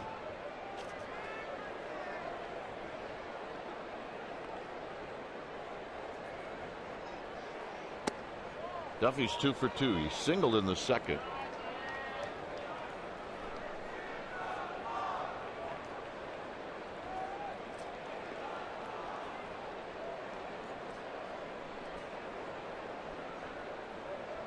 Swing and a miss. 2 balls and no strikes.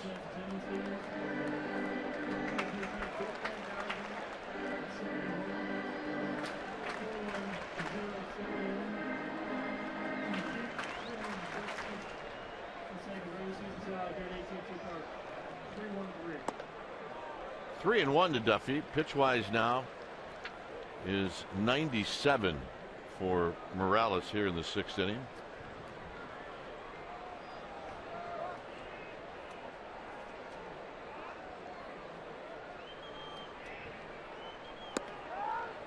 Three and 2. So that's the only pitch he throws. That, the changeup. And the guy who's had the best at bats against him tonight's in the batter's box right now. And the walk. Nice night.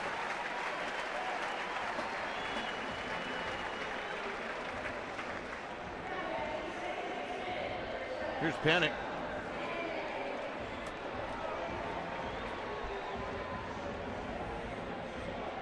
Next pitch will be an even 100, and that really is the only thing working against Morales right now, which is why they have some activity in the Rockies bullpen. Nick Massett, the right-hander, starting to heat up. Well, here are the lefties, Panic and Blanco. And Panic on a check swing. It's no balls and 1 strike. And that was a fastball.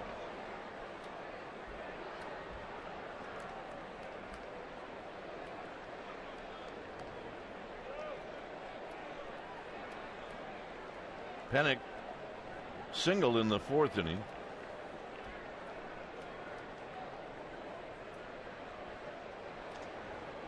Here he lines this one into center field, and coming in is Stubbs. So nice at bat. 2 outs. And here's Blanco, who has the only RBI in this game, as he picked up a bunt single to knock in Duffy in the 4th.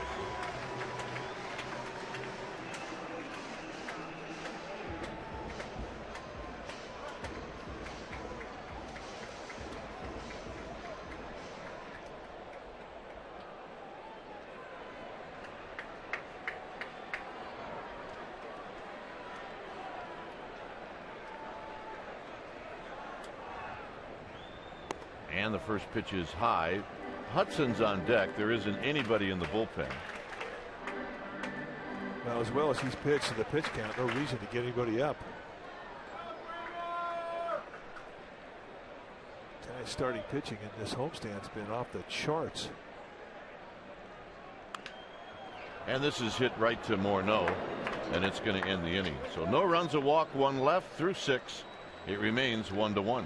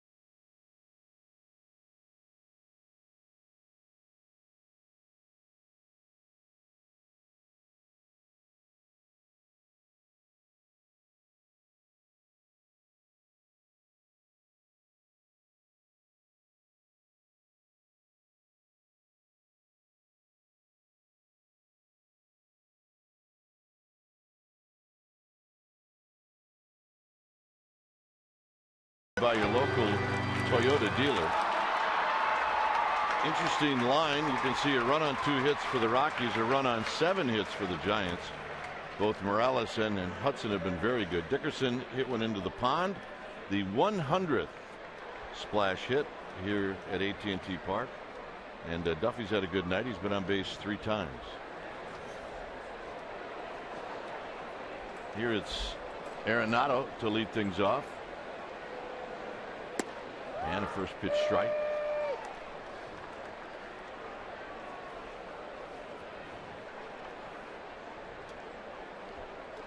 A look from the foul pole in right field. Those are great seats to watch games, like you're sitting in the bullpen. In the dirt, it's a ball and a strike. Arenado is struck out, and then that nice play that Sandoval made, turning it into a 5-4-3 double play. It was Arenado who hit the ball.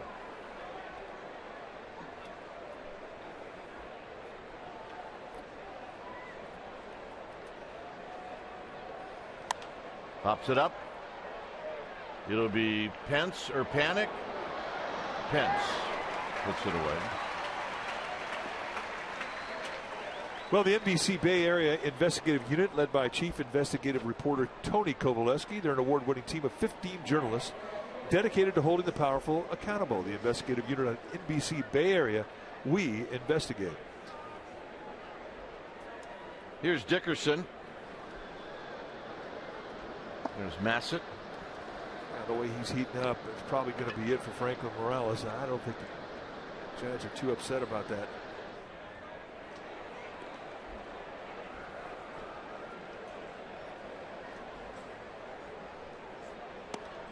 Dickerson takes high and away. His home run, the 20th of the season.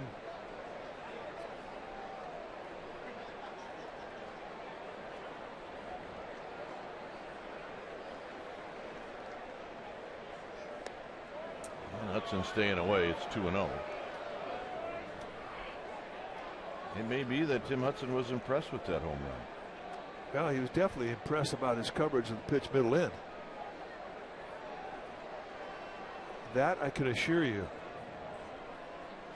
So keep it away. If he's going to hit one out, make him go to left field with it. And having said that, he goes back foot with a slider and gets a strike.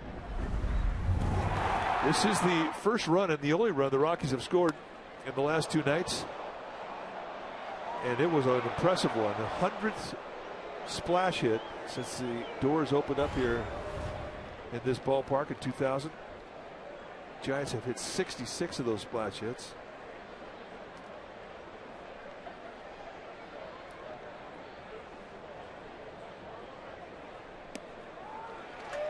Backdoor 2-2.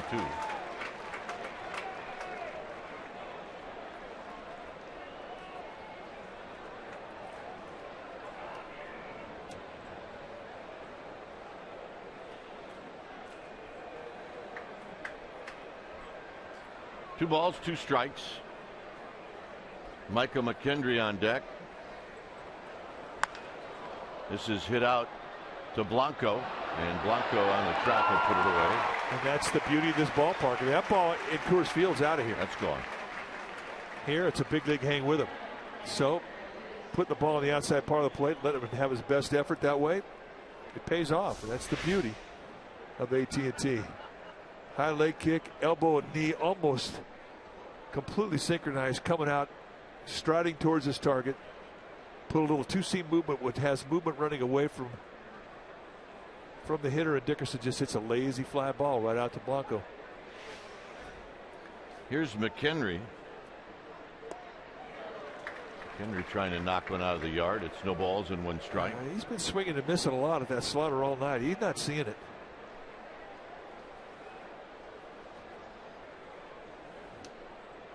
Hudson on the road 5-0 against at home against the Rockies. 5-0 on the road at Coors Field.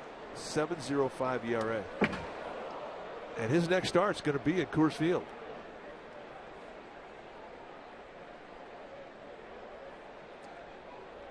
How many were Bonds splash hits? Bonds had 35 splash hits of the first 100 that got knocked in the pond.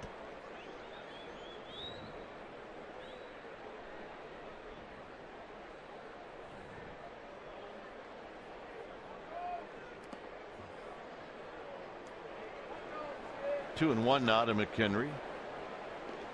If you'd have said Giants had what, 66? Yep. If you'd have said 65, I would have believed it. I know it. 762, 35 of them in the water.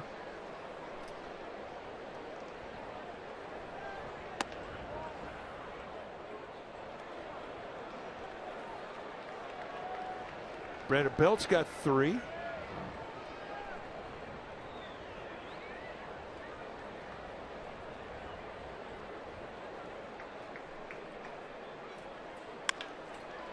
And a base hit for McHenry. 3rd hit of the game for Colorado. Hudson did not want to walk McHenry, so he got a good pitch. Rutledge has bounced out twice, once to the second baseman Panic and once to his double play partner Duffy.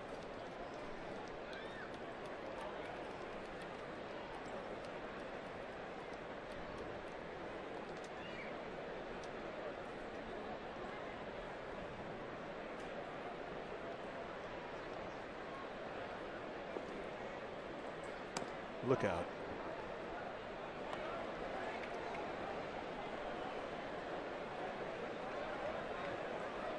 Not a lot of time in the stretch tonight for Hudson. But it really doesn't really make a difference to him. Wind up stretch. He's comfortable in both motions. There's a strike. If you evaluate his career, the one thing that you have to be impressed with is how consistent he has been to put his arm in that good slot that allows him to control the strike zone.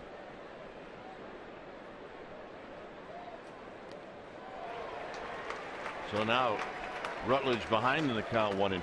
The Giants in the 7th inning will have Hudson, Pagan, Pence, Posey, and Sandoval So Hudson will lead off the bottom of this inning.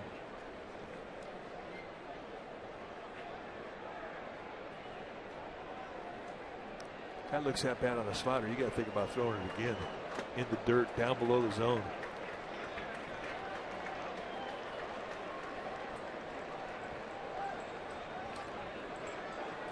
Got him, and that'll end the inning.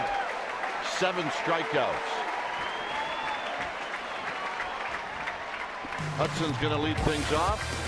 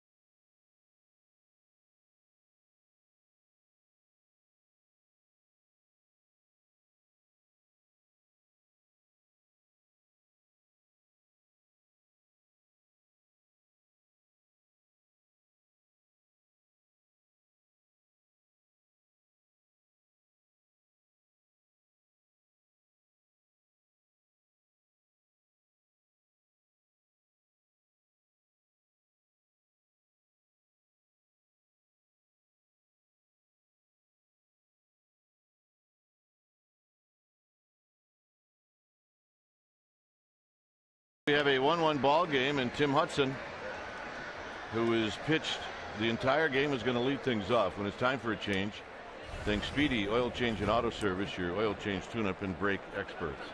Take a look at the numbers for Nick Massett, 43rd time that he has come into a game for Walt Weiss.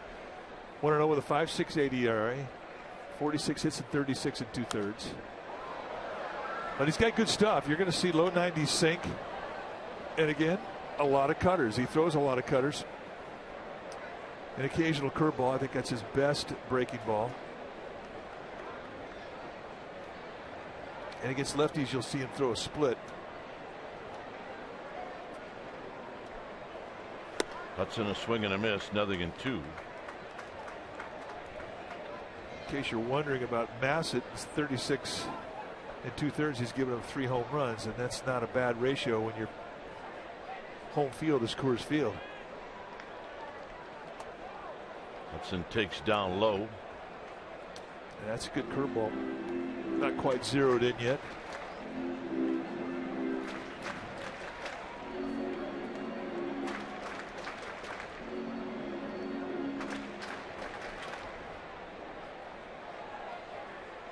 Pagan to follow.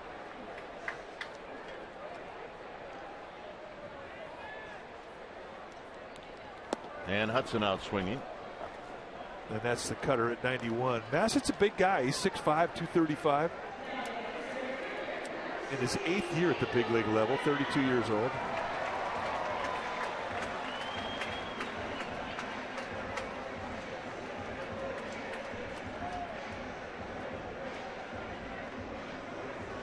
Here's Pagan. Pagan off of Morales was 0 for 3. He'll bat left-handed for the first time tonight.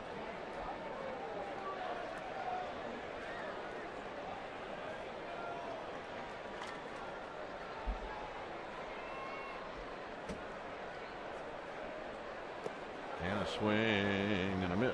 No balls and 1 strike.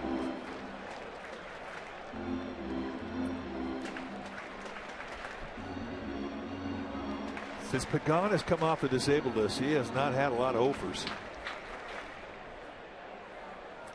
And he's got an offer tonight with a couple of strikeouts. It just simply has not happened to him.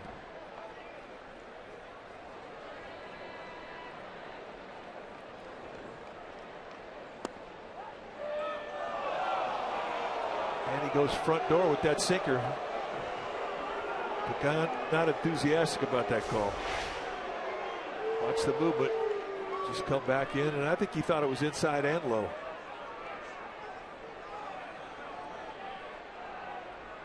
About a 50-50. I think he got Mr. Joyce's attention.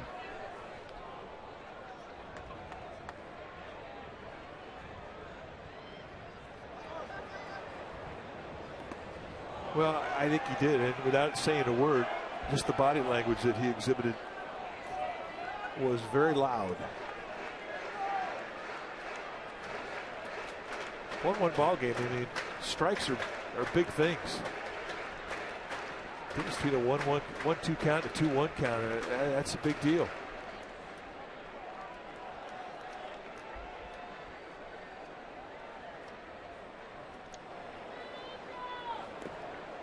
Two and two.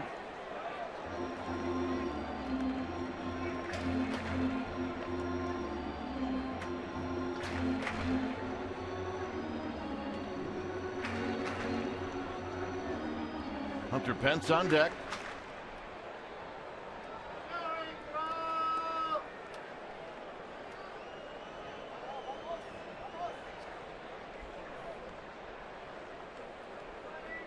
Pagan waiting, and the 2-2.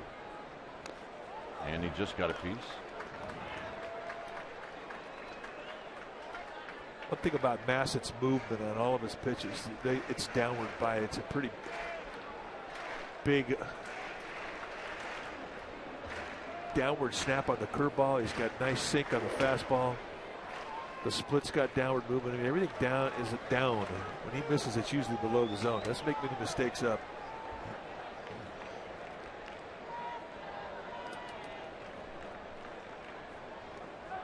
So Pagan gets it to 3-2.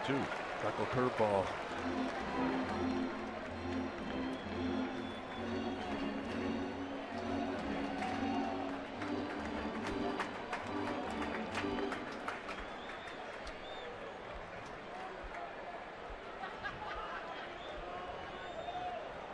Giants will take a base runner any way they can. It's 3 balls and 2 strikes.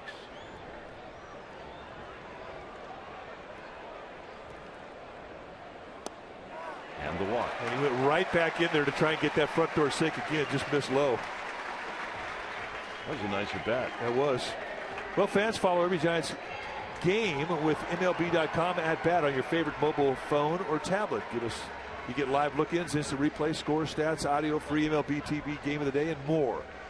Download on the App Store or visit sfgiants.com today.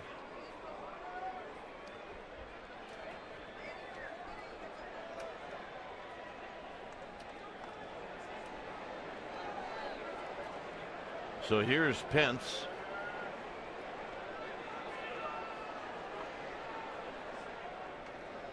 Pagan's got 12 steals.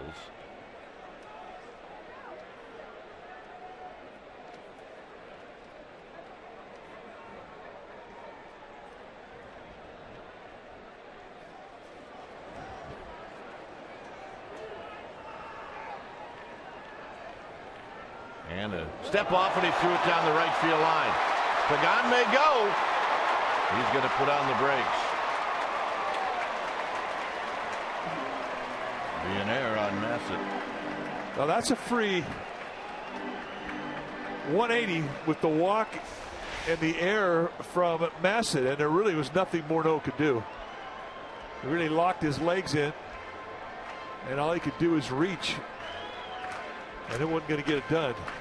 Well, it is significant because Pence hits a lot of balls on the ground.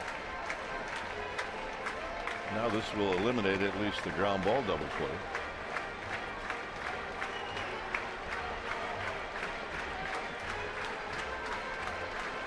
And Brooks Brown very quickly heads down to the Rockies bullpen.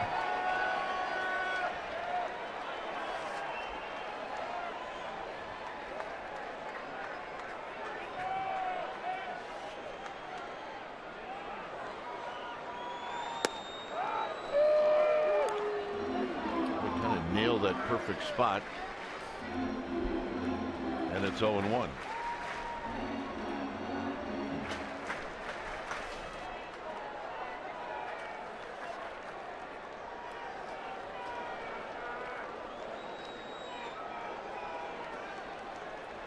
Massett takes a peek at Pagan, and Pence takes low. 1 ball and 1 strike. He thought about swinging at that thing, and that's how big that curveball is. It's like falling off a table, almost a 12-6 break on it. And a guy that can put the ball on the ground like Massett can, I mean, he doesn't care if he gives up the force at first base. So clearly there's an open base, and I don't think he's going to give Pence a whole lot. And that was perfectly placed right between the home plate and the catcher. And he may try and do it again.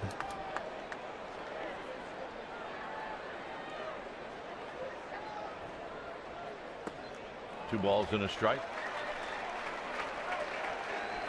Yeah, and I think that's one of the advantages that sinker ballers have against fly ball guys. Is just in using an open base, they just don't care if they set the force and put a guy at first, because they know a ground ball can get him out of an inning with a double play.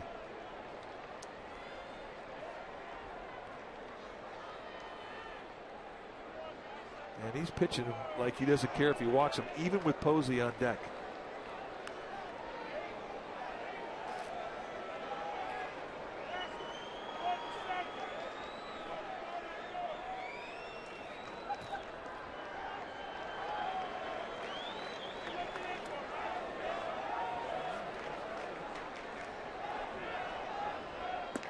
Three and one. No desire to get in that strike zone. They know Hunter Pitts is aggressive. They know that he will go out of the strike zone, especially when there's a man on base. And I'm sure this is something they covered in the scouting meeting.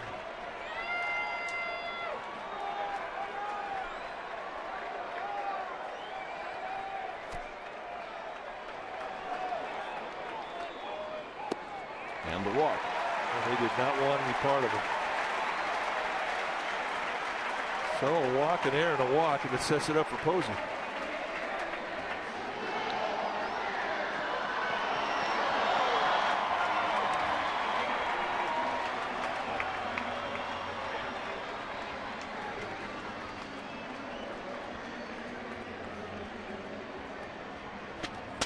They play shallow in left field with Chris Dickerson.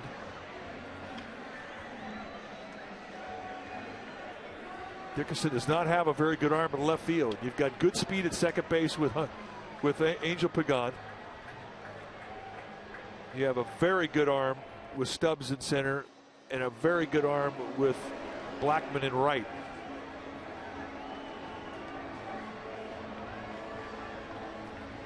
And Brown's coming in. So it'll be Brooks Brown coming in. Giants have runners at first and second with 1 out. We'll be back.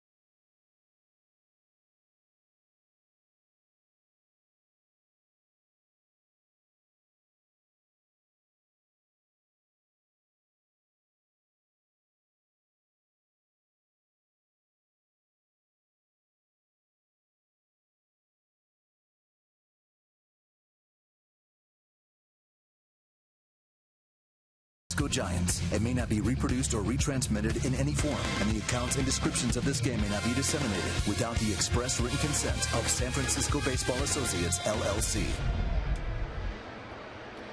It's a 1-1 ball game. New pitcher now for the Rockies will be Brooks Brown. We saw him in last night's ball game. Interesting, as you see his numbers, just recently got called up. 16th game that he's come in. 14 strikeouts in 15 2/3. We saw a very good fastball, 93 to 95 miles per hour, with pretty good sink on it, and a very good changeup. He's also got an occasional slider. Last night, Posey saw him, and in a 3-2 count, he threw him a changeup, and this is what happened. He hit it out of here. And you say, well, why is he coming in to face Posey when Posey hit him deep last night? We're asking the same question. Massett, lifetime against Posey. Posey 1 for 3 against him. They hit a single. So if you had to compare the stuff, you would say that Brown probably has a little bit better strikeout stuff, and maybe that's what Walt Weiss is bringing him in here for. But an interesting change of pitchers.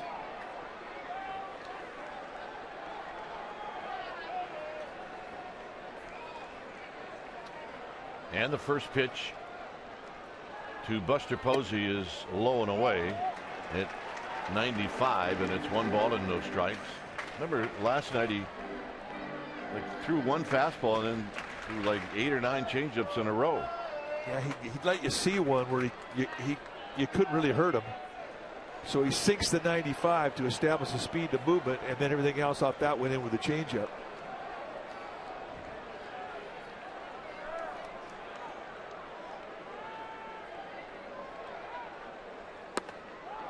And Buster Posey does not go around. It's 2-0. And I know one thing, he's sitting on off speed again.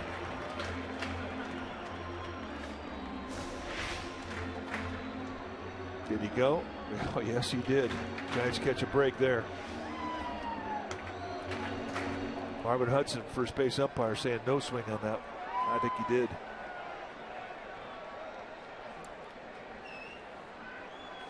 Flannery keeping an eye on Pagan. 2-0. 3-0. 3 pitches, all hard stuff. 2 fastballs and a hard slider down below the zone. I can't believe he wants to walk him and set up a runner at third base in less than 2 out situation. And this is when you green light Posey if you're Bruce Bochy, or at least think about it. And with Posey may have the ability to green light himself.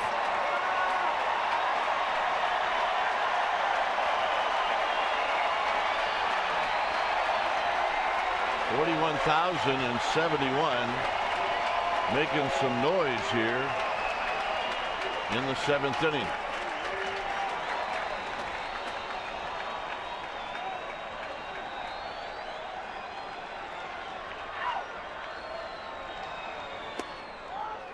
Three balls and 1 strike. Yeah, that's a perfect sinker at 95, running the outside corner at the knees. That's a heck of a 3-0 pitch. Everything has been hard. He has not thrown him the off-speed stuff.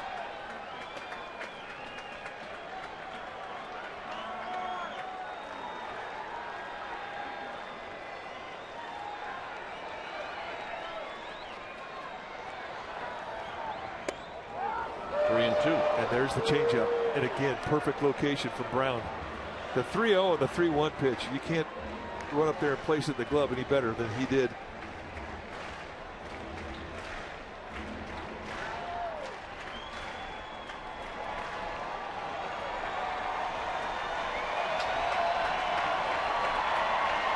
So, does Bruce Bochy send the runners? I bet he does. It's 3-2.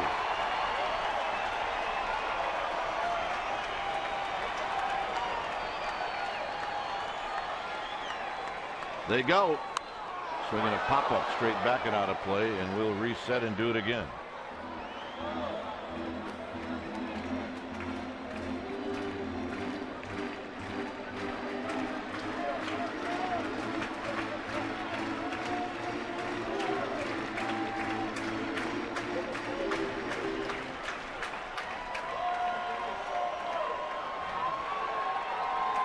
3 balls and 2 strikes. Pagan at second. Pence at first. Both reached by way of the walk. It's Brooks Brown looking into McKendry. Runners should go. They do. Posey, base hit. Here comes Pagan. Dickerson's throw, not in time.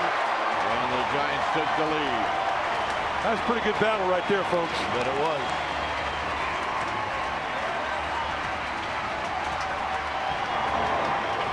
Well, right now, Brooks Brown's trying to figure out Buster Posey. And he makes some great pitches.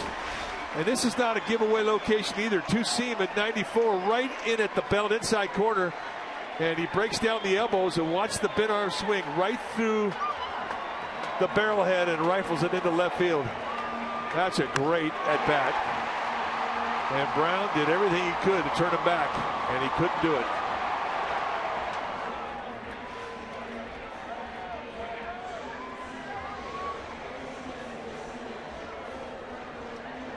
So here's Sandoval. That 3-2 pitch right there breaks about 80% of right-handers' bats.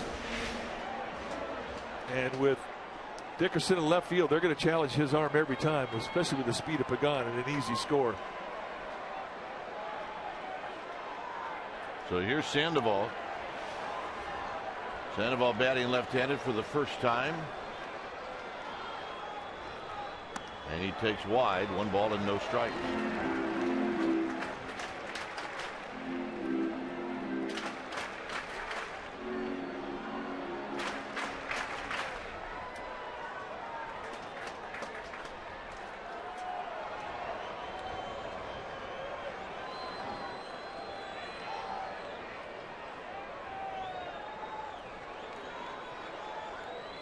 Sandoval hits a high fly ball to left. Dickerson back, and Dickerson will make the catch as he kind of stumbles on the warning track. 2 outs. Another at bat for a hitter. They need to save it for Monday. Rockies bullpen have had their problems. 21 blown saves. That's second most in the National League.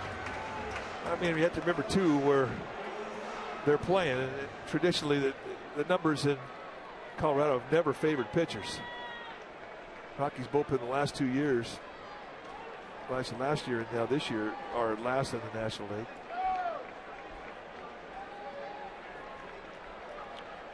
Coors Field will do that to you. Morris is 1 for 3.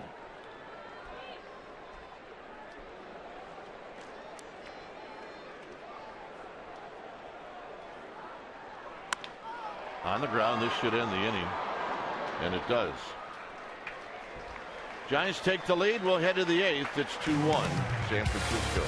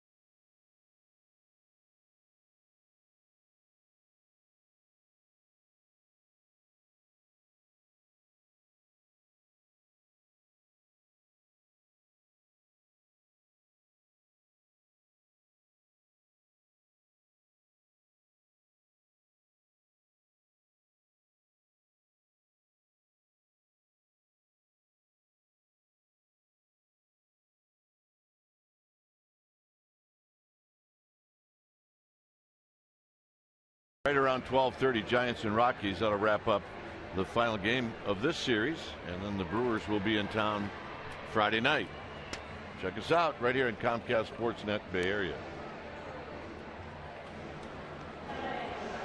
2-1 Giants as we head down to the 8th inning. Travis Ishikawa is now at first.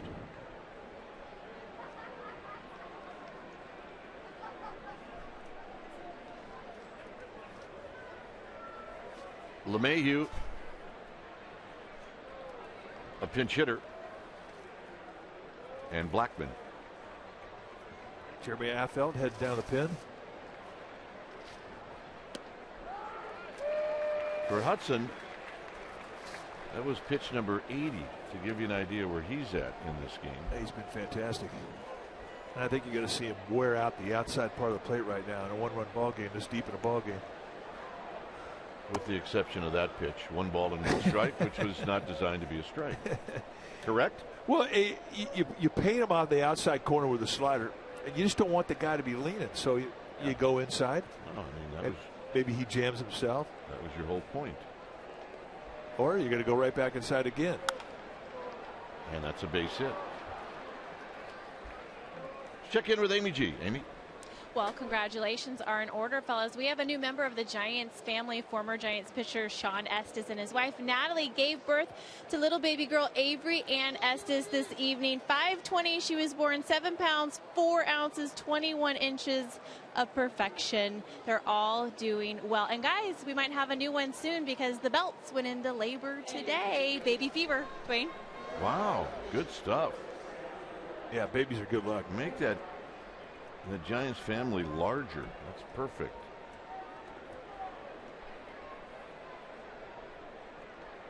So here's Barnes.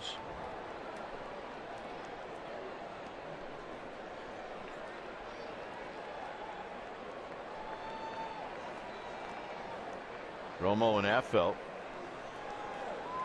That's the 3rd time in this game the Rockies have had their leadoff hitter on.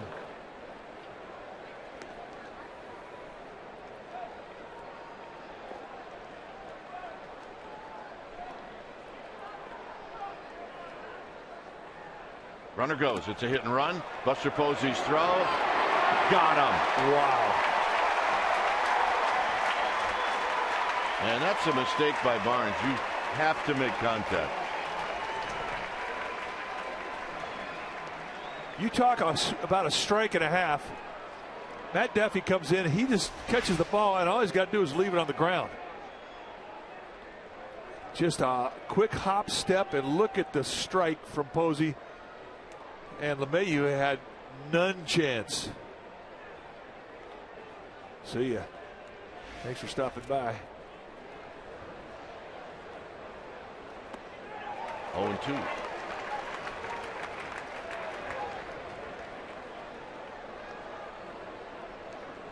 Barnes started last night and he went 0 for 3 against Bumgarner. Dodgers win. They beat the D-backs 3-1, so that's a win for Clayton Kershaw. Got him. 3 pitches. 3 sliders. See you later. And for Tim Hudson, that's strikeout number 8 on the night. Or I guess we could say 2002 on his career. Yeah, I like that better. Why not? And just if a guy's going to keep chasing, just keep throwing it out there.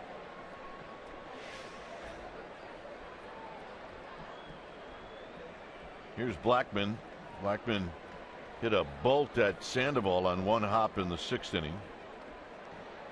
Sandoval made a nice play.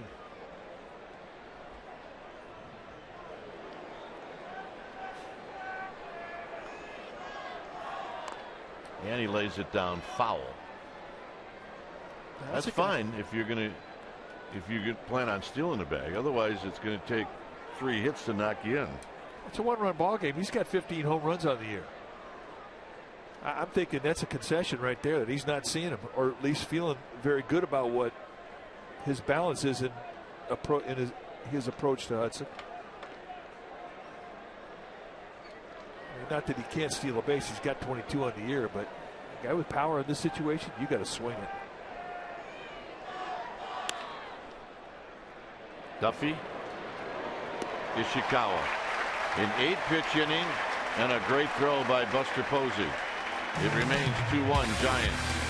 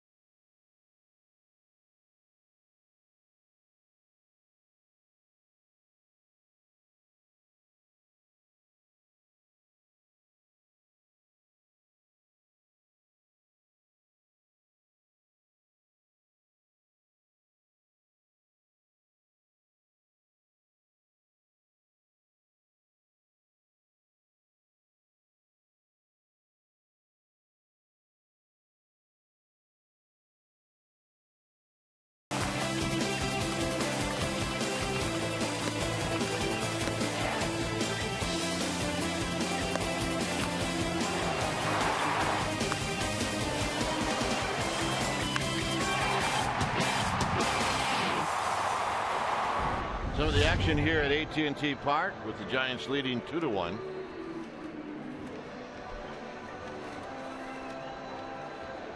When it's time for a change, think Speedy Oil Change and Auto Service, your oil change, tune-up, and brake experts.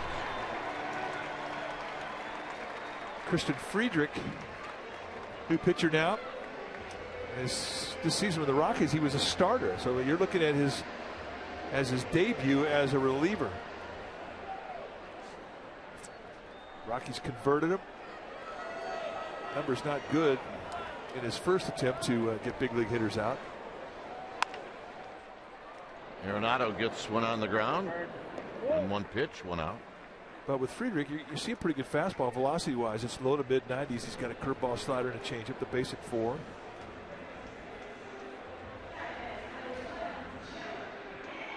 So here's Panic.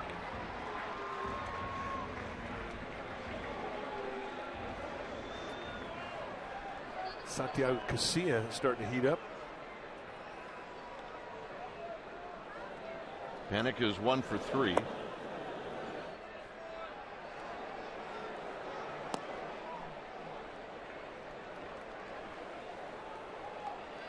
The way Casilla is warming up, you'd have to believe that Tim Hudson's night has come to an end. And boy, was he something tonight. Another beautiful start by Giants starting pitcher this homestand.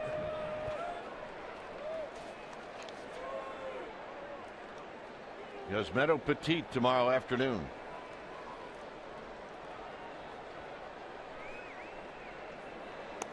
Swing and a miss, 1-2. Good hard slider. I mean, you can see why the Rockies like this guy's stuff. I mean, it's free, it's easy, it's a nice high 3/4 slot.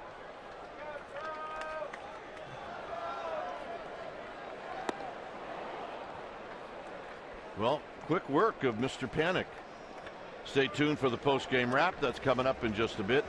And I will also talk about the game with Murph and Mac tomorrow morning on KNBR 680.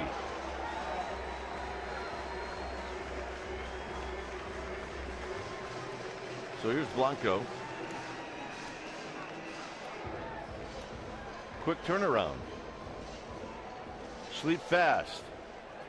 That's exactly right. Because you got to be on your toes with those two guys. Well, maybe not. Blanco takes low. They're gonna rapid fire some questions at you, and you do have to be on your toes. Of course, you're talking 7:40 in the morning. Maybe I'll just switch it around. I think you should. See, at 7:40, I'm not that quick. Well, I got a 50-minute drive home to figure out how to just turn it around on them. There you go. See the line for Tim Hudson? Strong. Morneau's going to put it away. That's going to end the inning. So we will go to the ninth. Stubbs, Morneau, Arenado coming up.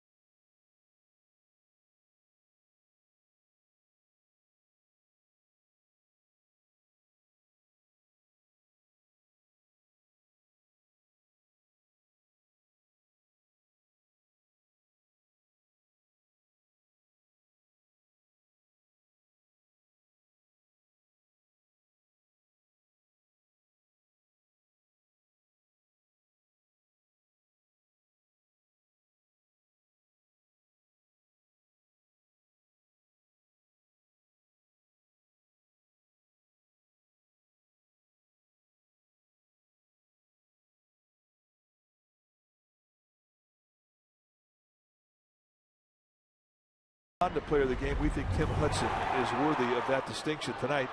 8 strong innings with 8 strikeouts, including his 2,000th of his career. 4 hits allowed, 1 earned run. He was spectacular, and now he hands the ball over to Santiago Casilla. See the record 2,000 strikeout. Here's 2001, 2002. Tim Hudson, our Honda player of the game. Job well done. Here's Casilla facing Stubbs.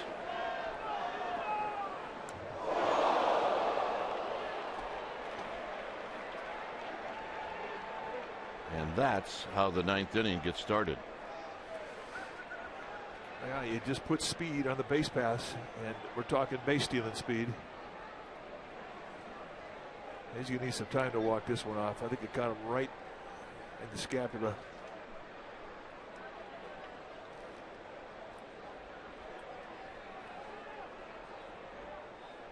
When it's time for a change, think Speedy Oil Change and Auto Service, your oil change tune-up in brake experts.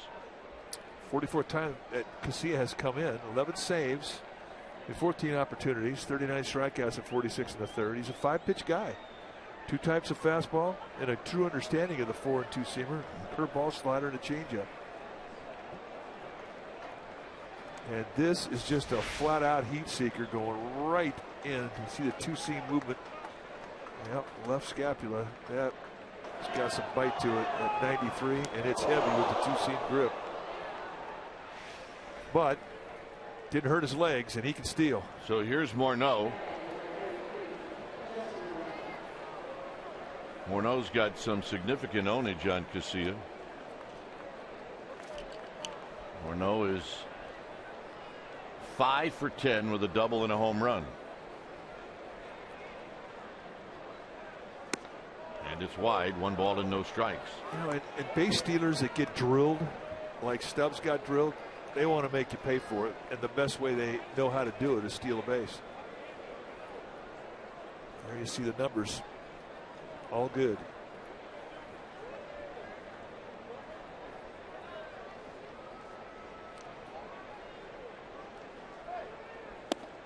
Two balls and no strikes to Morneau.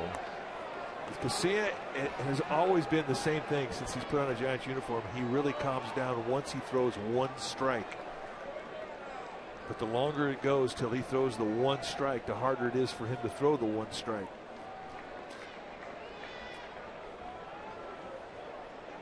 And you know what Morneau is going to be looking for here, 2-0. Fastball. Middle away. Now timeout is called by Buster Posey.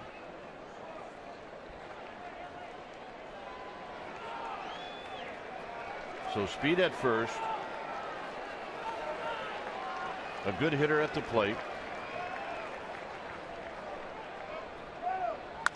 And a ball into the gap. And this could tie the game with the speed of Stubbs. It will tie the game. And into second with a double is Morneau. Ownage is ownage. Well, and he had a hitter's count too. The ownage that he's had basically tells you he sees him well. And when he gets ahead in the count on a 2-0 count, it's just going to favor a hitter. Ball right out over the plate, inside outs it to the opposite gap. And just like that, a brand new ball game. And very quickly, Romo heads down to the Giants bullpen, and Dave Righetti going to come out and stall to give Sergio Romo a chance to get loose. With Drew Stubbs and his speed, easy score.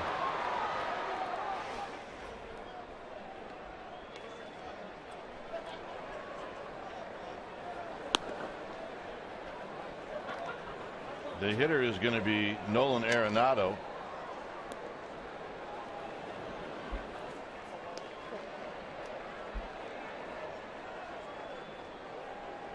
Arenado tonight is 0 for 3.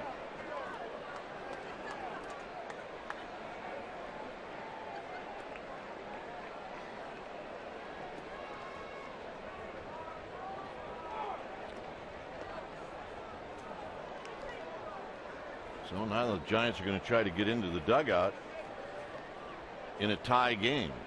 Morneau at second base with nobody out.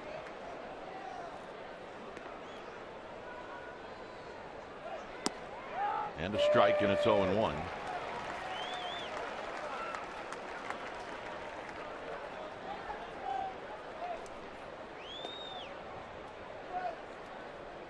Pure strikeout situation. Nobody out, runner at second. And one thing with Arenado, they're not going to bunt him, and he's going to be up there trying to knock him in. So you can relax your defense on the left side back with Sandoval.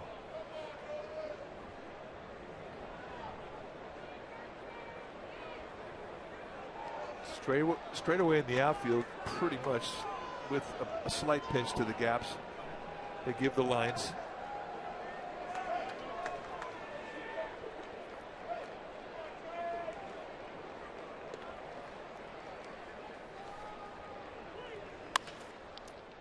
Sandoval has it. He'll check on Morneau. One out. So a big bullet dodge right there as it's non-productive out for the Rockies. And you've got average speed at best with Morneau at second. And they're going to walk Dickerson.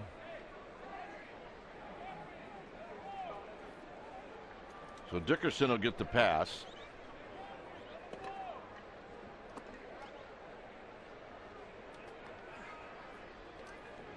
He's swung the bat pretty well tonight. He hit a home run off of Hudson in the fifth.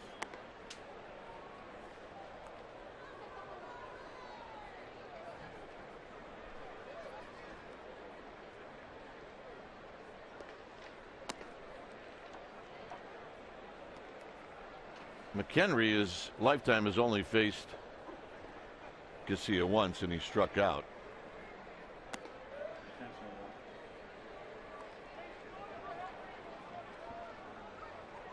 So here's McHenry. Now the intentional walk to Dickerson, kind of a no-brainer. He earns that respect with his at-bat in the 5th inning, leading off against Tim Hudson. The only mistake of the night for Hudson. Home run number 20 on the year for Dickerson. So Bruce Bochy did not have to think a long time to four-finger him over to first base.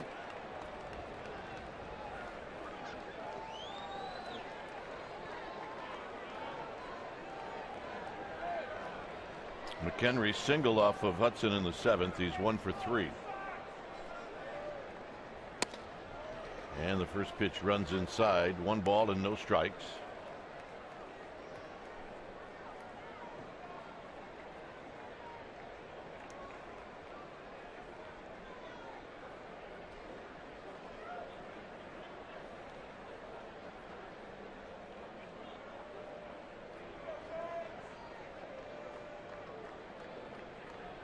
Casilla taking a long look into Buster Posey, and now McHenry's going to ask for time.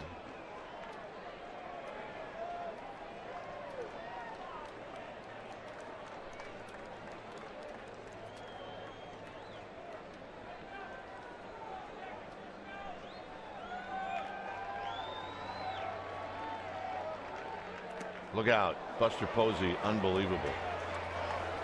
Well, sometimes the ball's going to find you. I mean, he comes up and goes after it like the old shortstop that he was in college. Throws a scud. I mean, he turned his glove around twice. He did. And I don't know how you get this. I mean, that's a big play. Ball gets by him. You got a runner at third, less than 2 outs.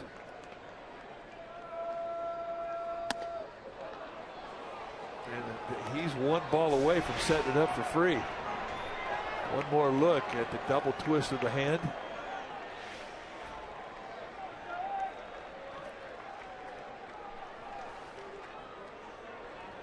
He needs to throw a strike.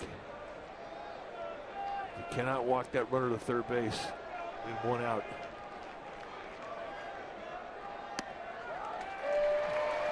McHenry taking all the way.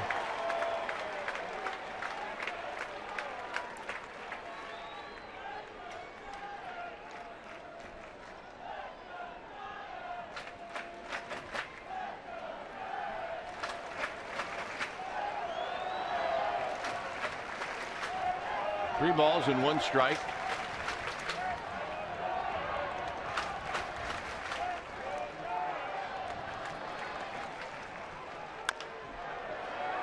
Duffy. Double play. Duffy, panic, Ishikawa.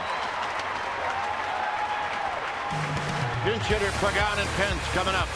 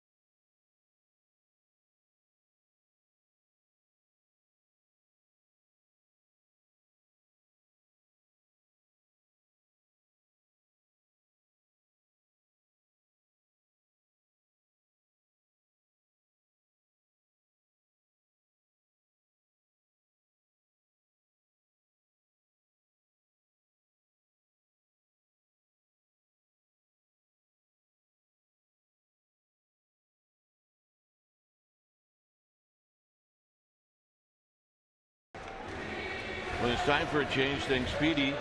Oil change and auto service, your oil change tune-up and brake experts. New pitcher now for the Rockies, Juan Nicasio, a swingman. Made 14 starts for Colorado this year. 5-5 with a 5.680 ERA. 53 strikeouts in 82 and a third. You take your at-bats, you're going to see low to mid-90s in velocity. Sink the fastball, he'll cut the fastball, and he's got a hard slider. It's pretty much what you're going to see from him out of the pen. He does have a changeup.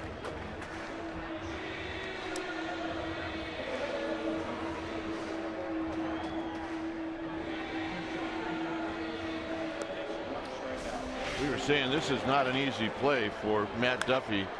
Very close to an in-between hop. He catches it on the heel. But I'll give Panik credit. He anticipated a good throw from his double play partner, and he got one. If he doesn't get a good throw, they may not turn it. Remember, you got heat from that base runner at first because nobody's holding him on. I think that's a pretty good example of good hands from Duffy's perspective, catching that ball low in the heel, using the top hand to smother it. Hey, these kids can play. Jackson Williams, former first-round pick for the Giants, now behind the plate for the Colorado Rockies.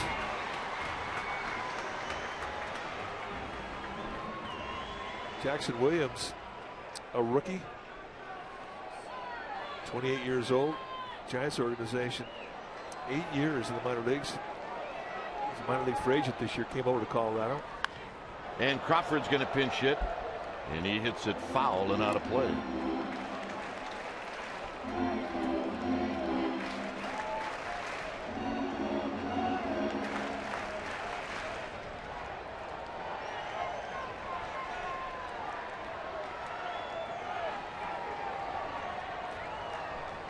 Crawford takes high. Jackson Williams, a sandwich pick out of University of Oklahoma. Very good catcher. And we saw a lot of them in spring training over the years. A bit wide to Crawford. It's 2 balls and a strike. Crawford started last night, went 1 for 3.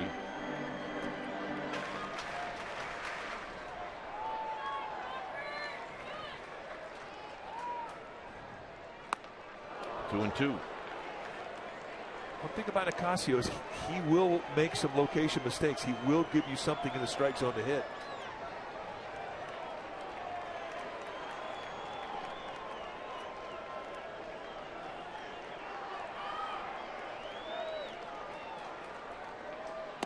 Got him. Crawford strikes out on fastballs, and that'll bring up Pagan.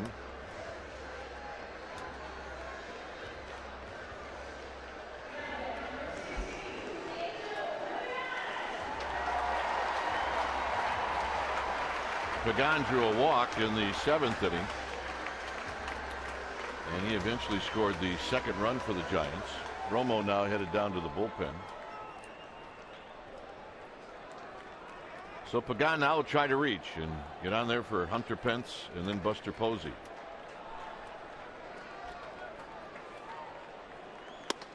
One ball and no strikes.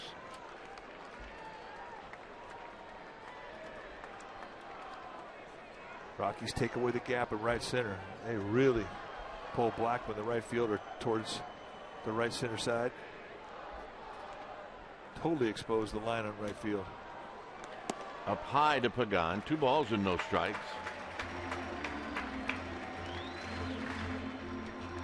One of the biggest hits of all last year, a walk-off inside the park home run for Angel Pagan against these Rockies. And ever since then, the right fielders have been playing almost straight up right center and defending against them. And Pagan with a base hit to left field. His first of the night. And this is what Mike's talking about. Right at the base of archway number 7. And then the fun began with Pagan and Tim Flannery. Problem was the Giants lost Pagan for a long time after that. Here's Pence. Pence is 1 for 3. Giants know that Jackson Williams throws well.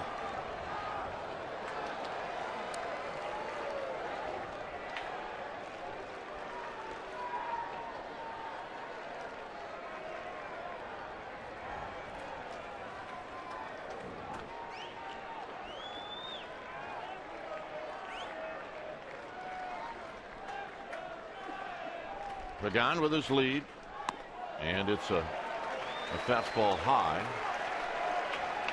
1 ball and no strikes. Nicasio not particularly fast out of the stretch. He can be slow if he lifts that leg up high. If he slide steps, he'll give Williams a chance to throw out a runner should Pagan try to steal.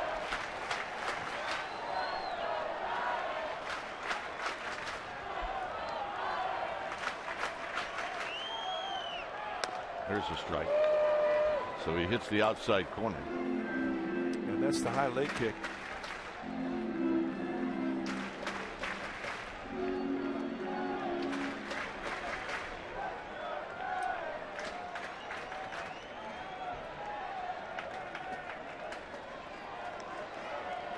One ball and one strike.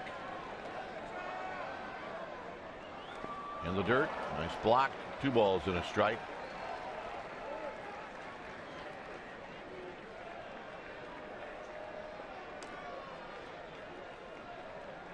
Balls in the dirt. Jackson Williams, he eats those for lunch. Exceptional blocker.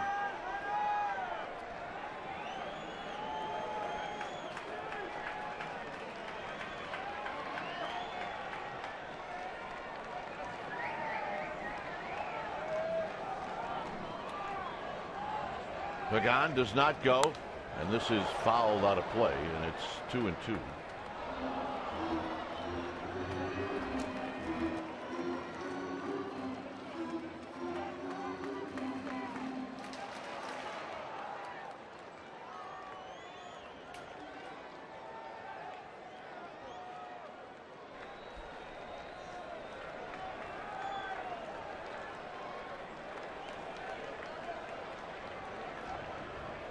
Two and two to Hunter Pence.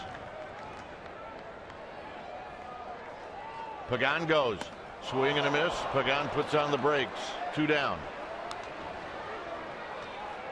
And here's Buster Posey.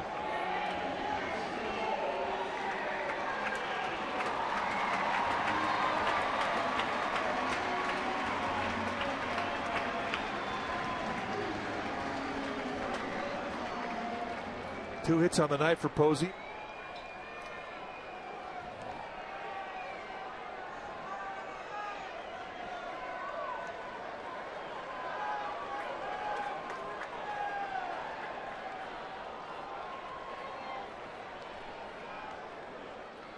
And a quick toss, and Pagan is back.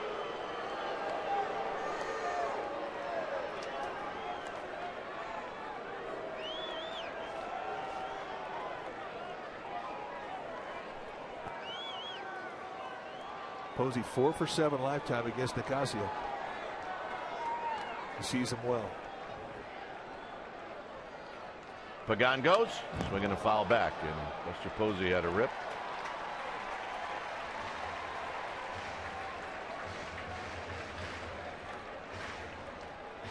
And Buster's walking around like he would like to see it again. Well, he had a 95-mile-an-hour challenge, and he just missed it. This is the hit that put the Giants ahead in the 7th inning. A beautiful at bat, a nice battle between Brooks Brown and Buster Posey. A lead that they lost at the top of the 9th. See if Pagan goes again. It's 0-1. High drive, left field. It is out of here, and this one is over.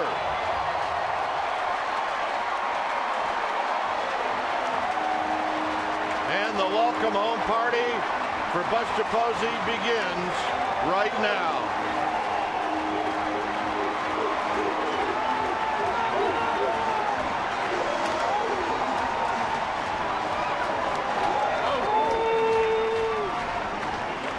Buster wanted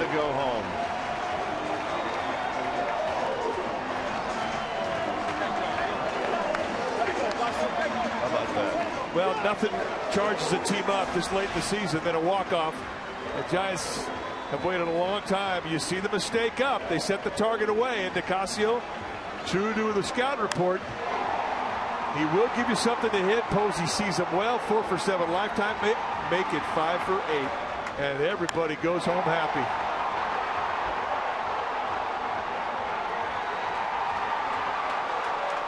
Well, not an easy pitch to hit either. No, but you think about the way he put the Giants ahead in the 7th inning. It wasn't a mistake either from Brown. It was a fastball moving in on him. He is staying inside the ball so beautifully right now. He gets a mistake, it just kills it. All right, let's check in with Amy G. Amy? All right, we've got Buster Posey. He's a little out of breath because he just rounded the bases with your second career walk-off home run. We knew you saw Nicasio well with your numbers, but take us through your AB tonight. You know what? Just looking to get something I could do some damage with, and fortunately got on top of a high heater enough. You know that wins are very important right now for you guys, and you guys really put together a nice collaborative effort, a little small ball, a lot of patience at the plate. Are these the kinds of wins you guys need to keep motivated? Yeah, we'll take any win. We'll take any kinds of wins. Huddy threw the ball great tonight. Hey, he didn't get the win, but it's important we came out on top. He recorded his 2,000th career strikeout tonight. 16-year career he's got going on. What's it like to work with him? It's a blast. He works fast, works down the zone, and he understands pitching. That's why he's been doing it for so long. I want to ask you about the young guys. Duffy and Panic turned a pretty critical double play in the ninth there. Your thoughts on these young guys getting it done? Well, they're playing without any fear, and that's what it takes, especially when you're a rookie and playing in these types of games. And they were both of them were really big for us tonight. Came up big. Last one, your manager, Bruce Bochy, recorded his 1,600th managerial win, and he passes Tommy Lasorda. That's going to be really important to Giants fans, and he stands 19th on the all-time victories list. What's it like to play for Bruce Bochy? He expects you to win every day, and that's why he's got that many wins, and he demands the best out of everybody. And even last year when we struggled, he was pushing all the time, and I think that's what it takes to accumulate that many wins. Well, he'll be happy tonight. You did what he asked. You won. Buster Posey, thanks. Let's go to Dwayne and Mike. All right, thanks, Amy, and thanks to Buster Posey. And really, congratulations to, Buster Posey, game-winning home run. Tim Hudson, what he does strikeout-wise, he doesn't get the win. And certainly congratulations to Bruce Bochy. That's a milestone. You pass Tommy Lasorda, and you keep moving up on that list. And I believe some of the people on that list are all in the Hall of Fame.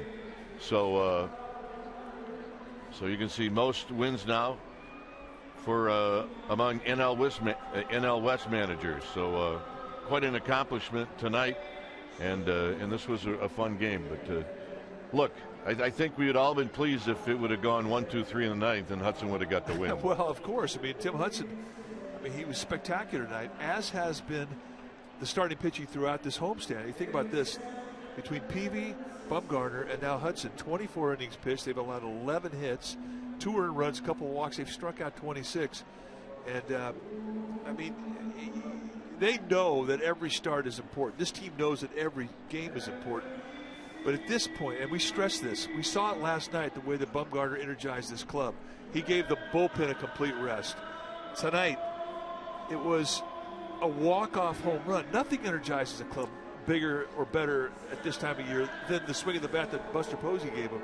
And you need a different hero every day now. They're getting, great contribution from the big guys. Posey, in his last 7 games, hit .484 with 5 home runs and 10 RBIs. And if they're going to do damage this rest of the way, he's going to have to lead them, and he's doing it right now. Well, you said they come in bunches, and definitely that has been the case with this man, Buster Posey. He hit 2 last night for Bumgarner and 1 today to win the game. 4-2 is your final. Esurance Giants postgame live with interviews, and the wrap is coming up. But first, let's go to the Sportsnet Central studio.